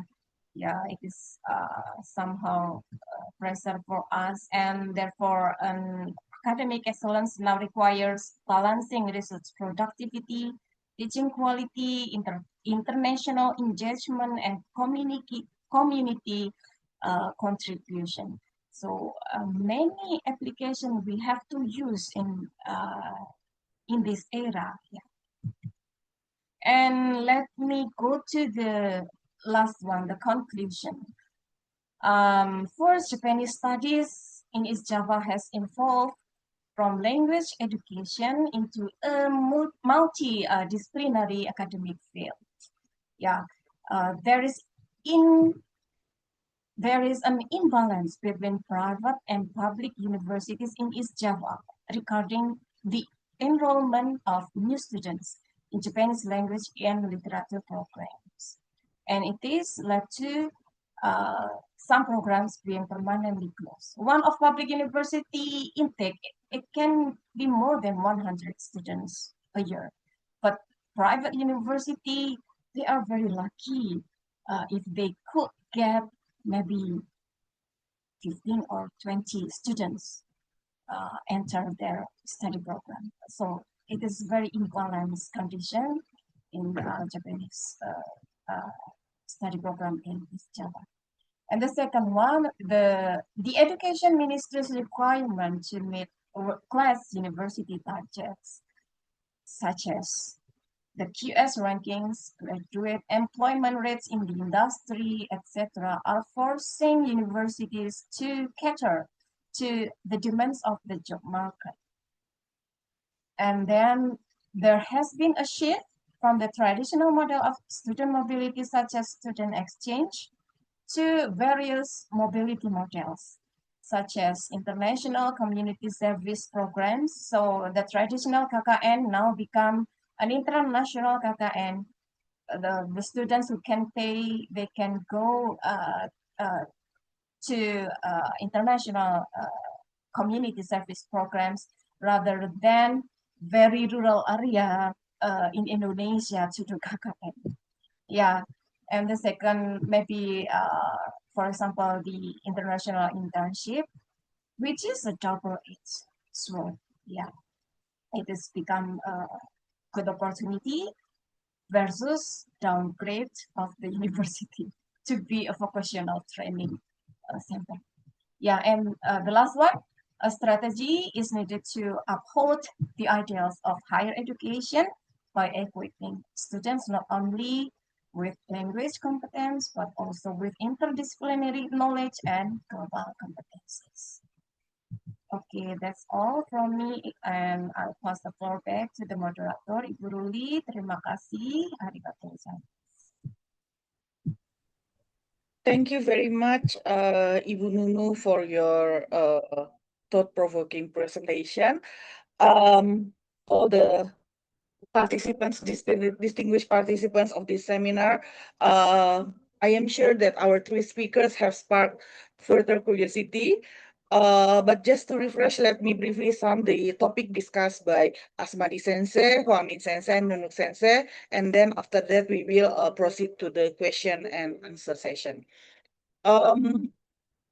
So these three presentations collectively suggest that Japanese studies is undergoing a significant transformation from a traditional area studies model toward a more practice-oriented, interdisciplinary, and regionally embedded field. Rather than viewing Japan solely as an object of linguistic and cultural inquiry, the papers demonstrate that Japan functions as a dynamic actor who influence extend across education, security, economics, and labor mobility in Southeast Asia. So the first presentation from Ahmadi Sensei challenges the conventional assumption that Japanese language proficiency is the primary outcome of Japanese studies. So alumni experiences in Malaysia reveal that graduates apply broader disciplinary knowledge, such as Japanese politics, international relations, economics, and popular culture more frequently than language skills in their professional careers. And the second presentation by Minh Sensei further broadens the scope of Japanese studies by shifting attentions from Japan's well-established image as a source of soft power to its increasingly important role as a proactive security partner in Southeast Asia. And the case of Japan-Vietnam Defense Cooperation demonstrates that understanding contemporary Japan requires examining its strategic, geopolitical, and security dimensions alongside its cultural influence. And the third presentation by Nunuk Sensei illustrates how Japanese studies has evolved institutionally with the case study in East Java in response to local economic and industrial needs. The rapid growth of Japanese studies programs in East Java, industry partnerships, internship, and career-oriented curriculum shows that the field is increasingly shaped by regional labor markets and also transnational mobility. And students now prioritize professional experience and employment opportunities in Japan over purely academic exchange. While the curriculum also expanded beyond language and culture to include tourism, entrepreneurship, intercultural communication, digital literacy, not just the Japanese language and culture. So that is brief summarize from our three speakers. And now I want to move to question and answer sessions. All the participants can write the question and answers in a chat column, or if you want to ask directly to our speakers, please use the feature of raise hand, and we will let you to ask directly to our speakers today. So is there any questions or discussion or comments?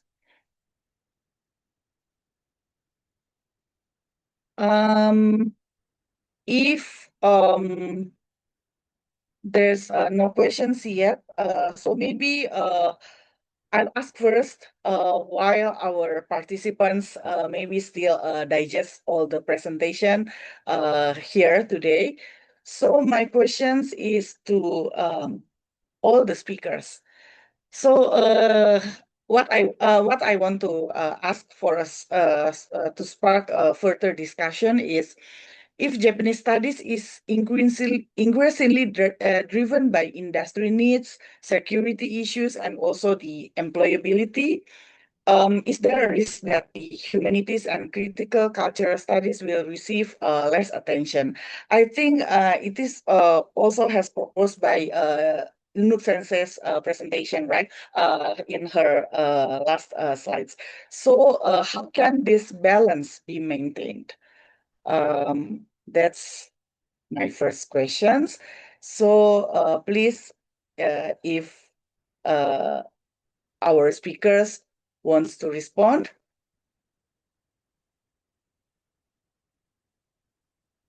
Who will go first? Ibu Nunuk or Pak Asmadi or Ibu Hoang? Okay, can I answer the question? Yes, of course, Pak Asmadi. Okay. This is a universal question, universal problem. And University of Malaya students also face the same problem. How to to market our student into employ market. This is our problem as well. I think Indonesia as well. So I think what was Dr. Nunuk mentioned just now, they promote the student to the to Japan, encourage the student to go international internship. That was the good. That was a good move. But for our student, we still still at the university level or domestic level. So we seldom send our student to the to Japan, for example, for the internship. Okay, but this is not the answer you need. But I would like to to praise the move by the Universitas Airlangga move to promote the student at the international level. Okay, so the problem now is our student major in the Japanese studies for 3.5 years, and they learn for 3 years Japanese language. I think the achievement the Japanese level around N3 or N4, but mostly N4 lah. So because N4 very difficult to go abroad to do internship. But some of our students sent for the 1 year or 1 year or 1 semester exchange program in Japan. So those students who who have a chance to go abroad for 1 year in one year exchange program or half year program, they can get at least three N3 Japanese language. So that's also not answer your question. So now how to to promote our student in in the new challenge because of the driven now market now driven by the technology, right? Technology driven, and then what get industry driven. So how to promote our student, how to teach our student to become more on the entrepreneur driven, industry driven, not on the like culture driven, just knowledge, right? So uh, uh, actually, we need to reposition our Japanese language, our Japanese program from the knowledge program more to the market-driven, industry-driven. I think we need to promote more, like the uh, Japanese industry, for example, Japanese industrial culture, for example, how to Japanese industry course, for example, we introduce to the student the Japanese culture, the what Japanese culture, Japanese what Japanese culture, Japanese corporate culture, for example, Japanese industrial, how the culture evolve in Japan, and then the recent need of the employability chance, employability opportunity in Japan now, and then how they can how to communicate effectively with the Japanese people, for example, and then I would like to encourage students to do more, parts of the Japanese knowledge, for example, politics, economy, social, but they need also to learn about the few about the technical term, for example, how to use AI, how to use the you know what how to use the Excel, for example, the skill need to build for the student. Part of the Japanese studies knowledge, they need to also master the skill, English skill, AI skill, Excel skill, and so on and so forth. How to promote themselves in terms of the appearance, for example, a soft skill, for example. This is important for our students to promote themselves, to get the job opportunity, to face the challenging in the industrial, what the industry need, the more apparent, good apparent student, more talented student, and then soft skill student. This is what we need in the recent year. Parts of the Japanese knowledge, but they need also to promote themselves, to get the skill in communication skill, soft skill, just the skill just now mentioned, Excel skill and presentation skill. All the students need a part of the knowledge on Japan. Okay. Thank you very much, Pak Asmadi, for the answer. So I think the balance between the Japanese knowledge and also the soft skill and what we need to encourage our students to enter the job market is one thing that essential to be taught in a Japanese studies program, while we also have to think our students to still have the critical thinking and also the ability to think critically. All right, we will go back to this question and more, maybe the discussions will expand further. But now, first, let me read the question from Philip Seaton Sensei. Thank you, Sensei, for joining the seminar today. So the question is for Minh Sensei. How has the current conflict in Iran accelerated Vietnamese-Japanese collaboration? And you mentioned the common issues of sea lanes and reliable partner. The Iran conflict seems to be undermining both from a Japanese perspective. So does this mean further development of ties with Vietnam and other Southeast Asian partners? So the floor is yours, Minh Sensei. Thank you very much.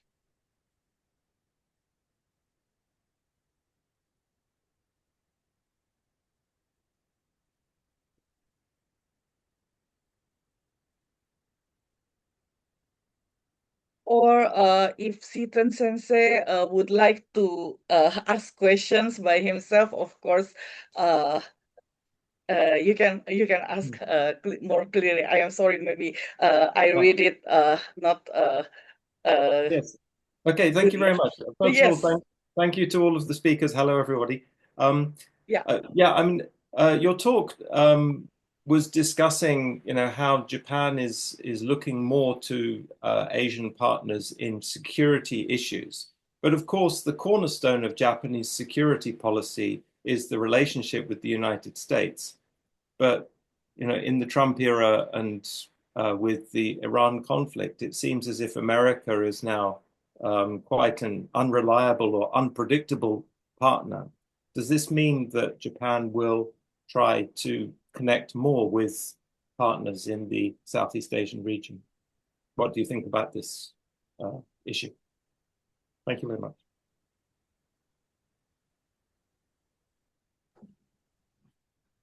Thank you, Professor, for your question. I think it's a difficult question for me to answer because, as you know, to study about the field of security or politics is not easy for anyone. And so I would like to answer a little bit for Professor question of Professor Rusli first. That's why in Vietnam there's almost students choose to study Japanese studies. They focus on the economic and culture, most of them, and not many people study Japan, follow the Japanese studies in the field of security and political issue. And for your question, is you would like to as I understand that you would like to clarify about the reliable partner, reliable partner between Vietnam and Japan. Is that correct? Well, just at the moment, it seems as if that there are various problems that will be created in Japanese security by the current American attitude towards the Middle East, the current American attitude towards global politics. So is there a pullback from the relationship with America as part of this greater drive for connections at a security level with Southeast Asian partners from a Japanese perspective?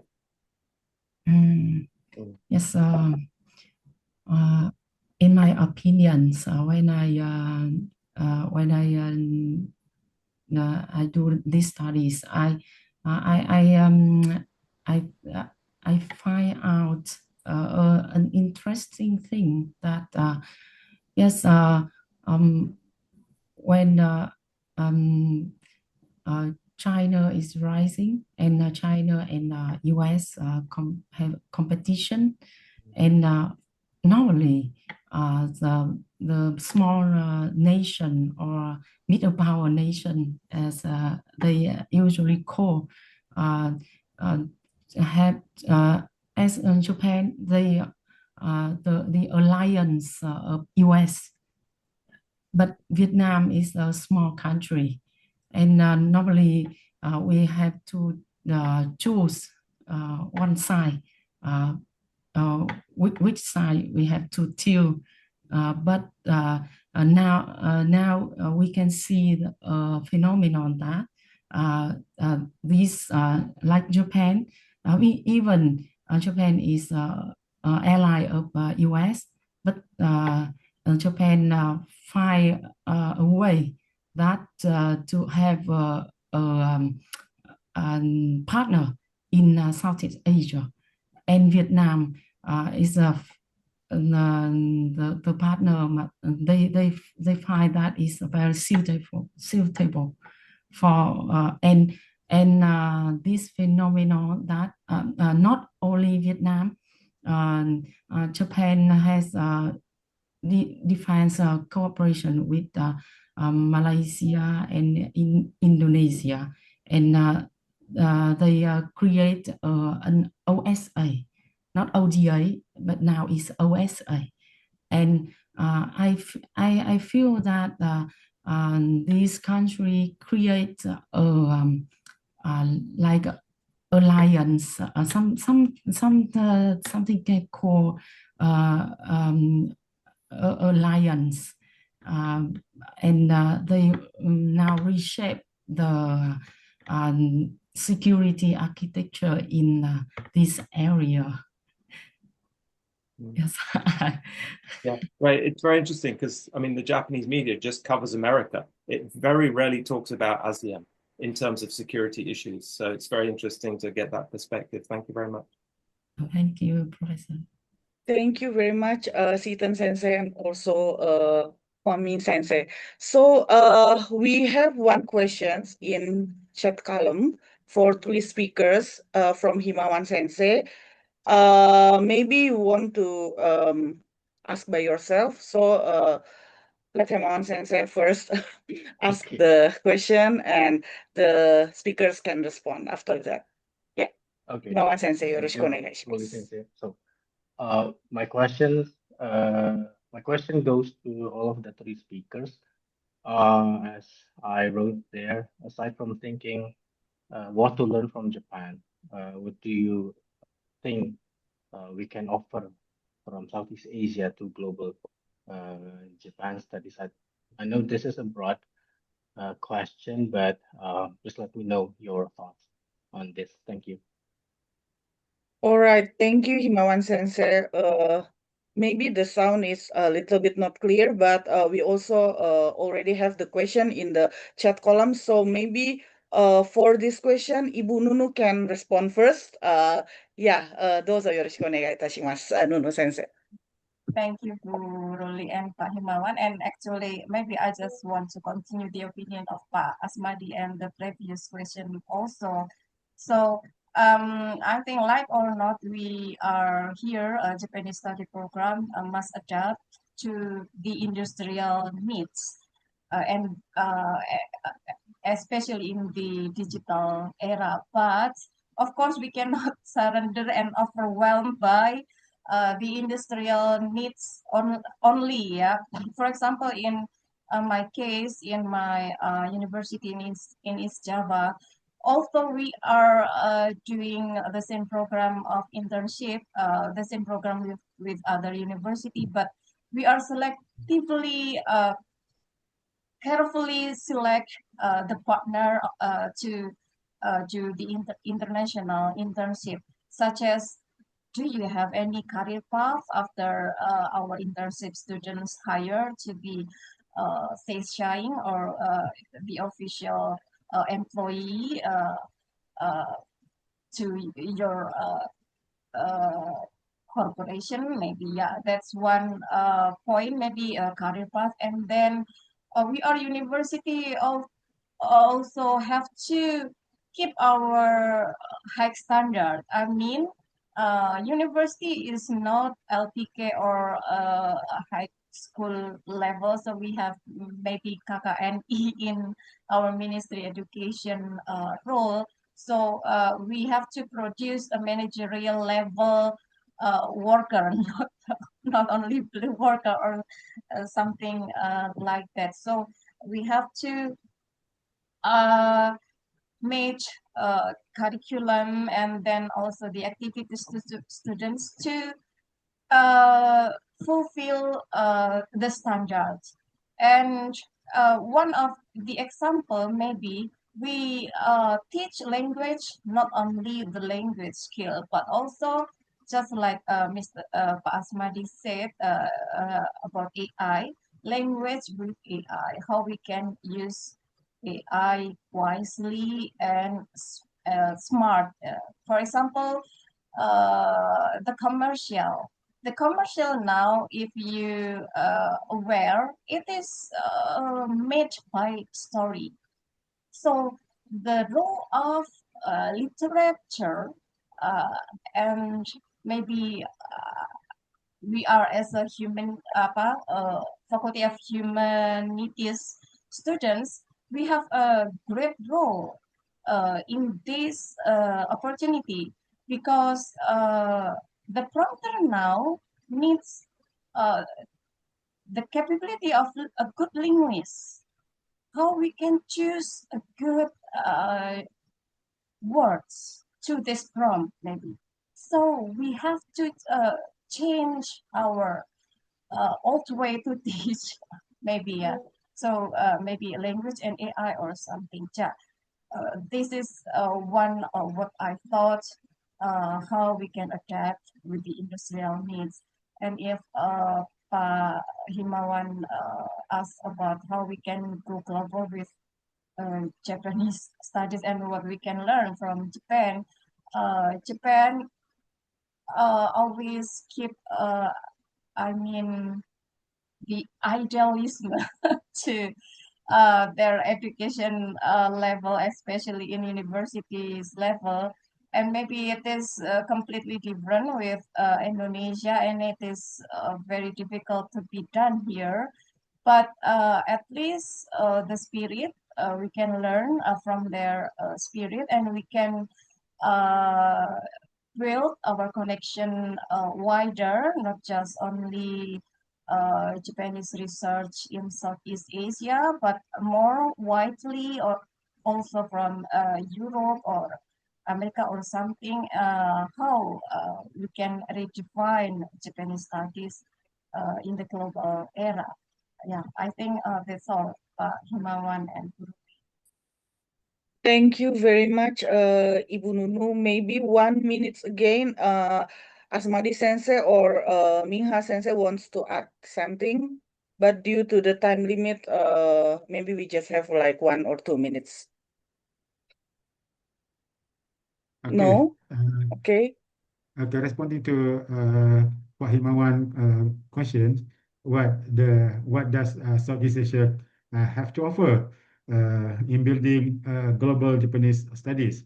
So far we learned about Japan, the culture, the politics, economy, and social, and so forth for our interest. So what the interest for Japan to study to study us? So actually, we are going to to write a book on look its policy and what the Japan should look from us. Instead of we have been look for Japan for about 30 years, look its policy. So what now? Now we are equally like strategic partnership, no longer like eight recipient, but now moving towards the strategic partnership between Japan and Malaysia.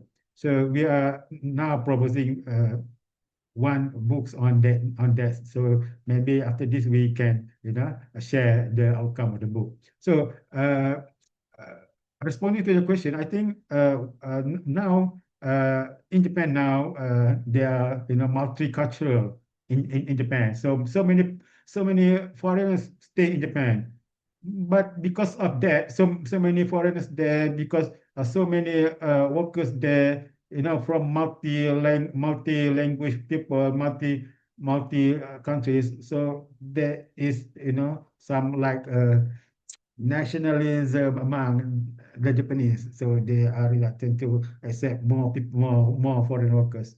So what the Japanese can learn now is, for example, from Malaysia, a lot of foreigners who are in Malaysia, how the people in Malaysia interact with them.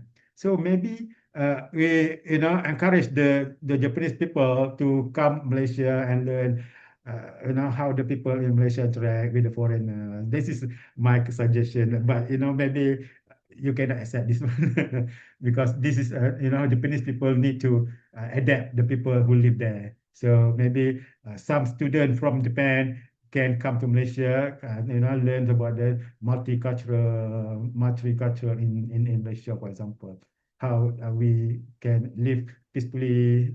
So that is my opinion lah regarding the what Japan can learn from Malaysia. Maybe we have more ideas about how the Japan can learn from Southeast Asia. So this is my my point lah. Okay, thank you very much. Thank you very much, Pak Asmadi. All right.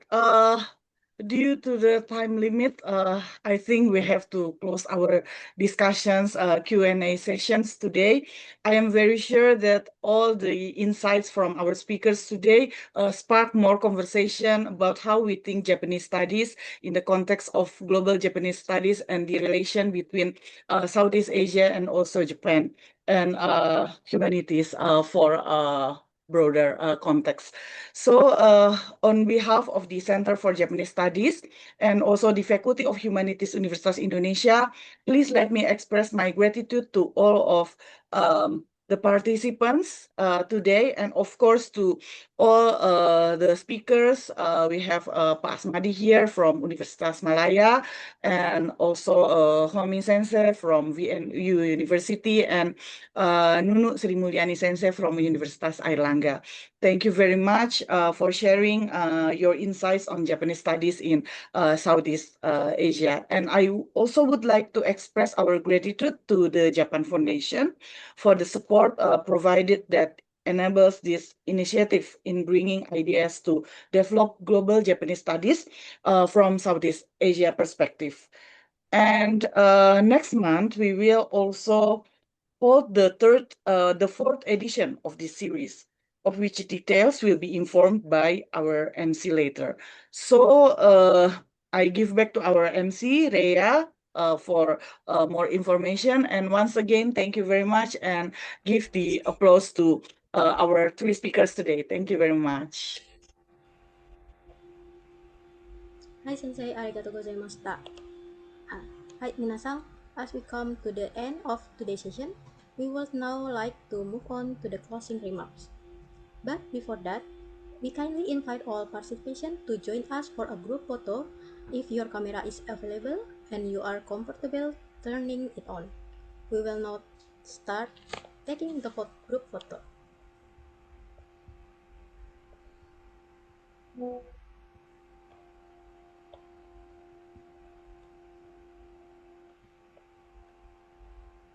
Hi, please follow my lead. Slide 1, 1, 2, 3. Slide 2, 1, 2, 3.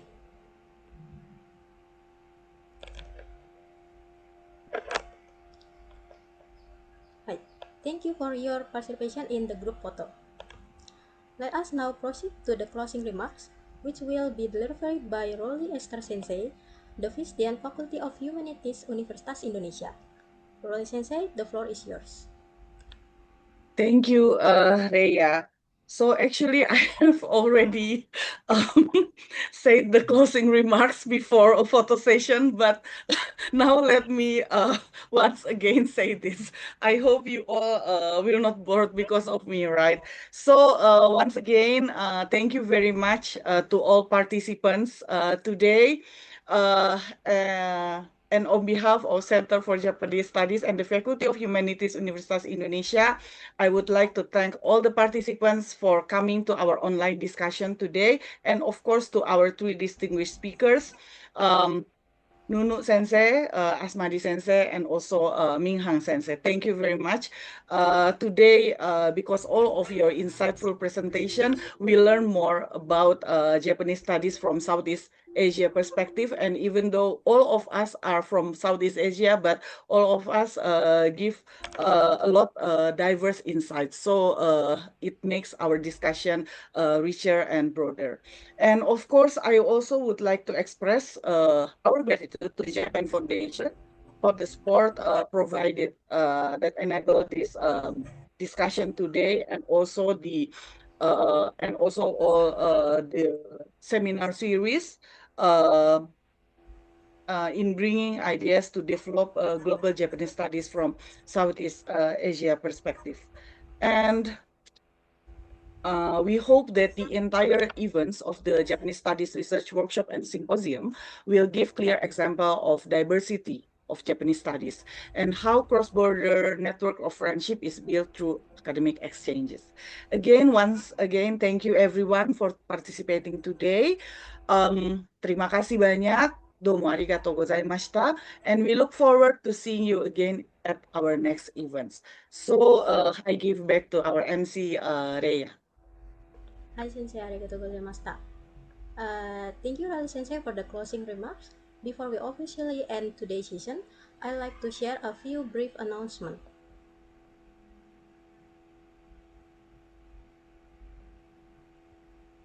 Hi.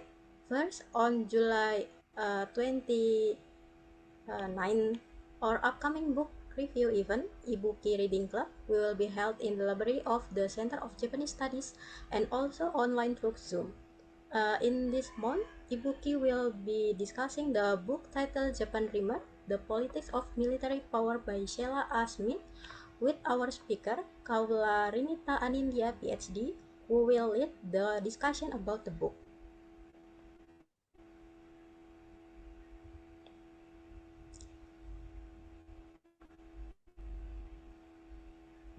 Hi. Second, on the 18th of July 2020, 2026, we will be having our next session of the online seminar series, Japanese Studies in Southeast Asia, with other scholars who will be eager to share their insight with all of us.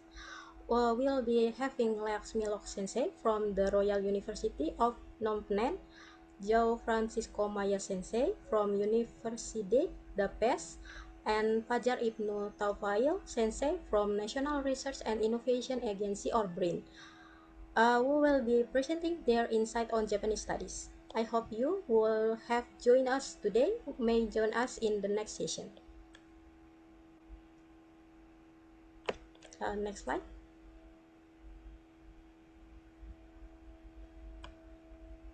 Hi. Lastly, we warmly invite you to the International Japanese Studies Research Workshop and Symposium 2026, which will take place on August the 4 until 5 of 2026 at the Faculty of Humanities, Universitas Indonesia. On-site and online participation will be available. We will look forward to your participation.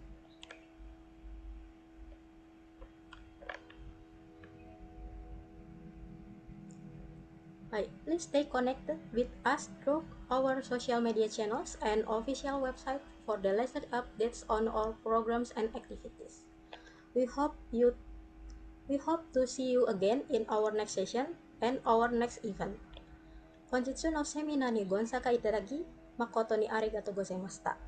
Chikai no ibento ni gonsaka wo kokoro kara omachi shite orimasu. Mata oai shimashou. Arigatou gozaimasu. Thank you, Arigatou everyone. gozaimasu. Thank Arigatou you, gozaimasu. Asmadi Arigatou Sensei, gozaimasu. Arigatou gozaimashita. Sensei. Thank you so much. ありがとうございまし 失礼いた た。 しま Sensei, す。 thank you for ありがとうございました。お疲れ様でした。お疲れ様でした。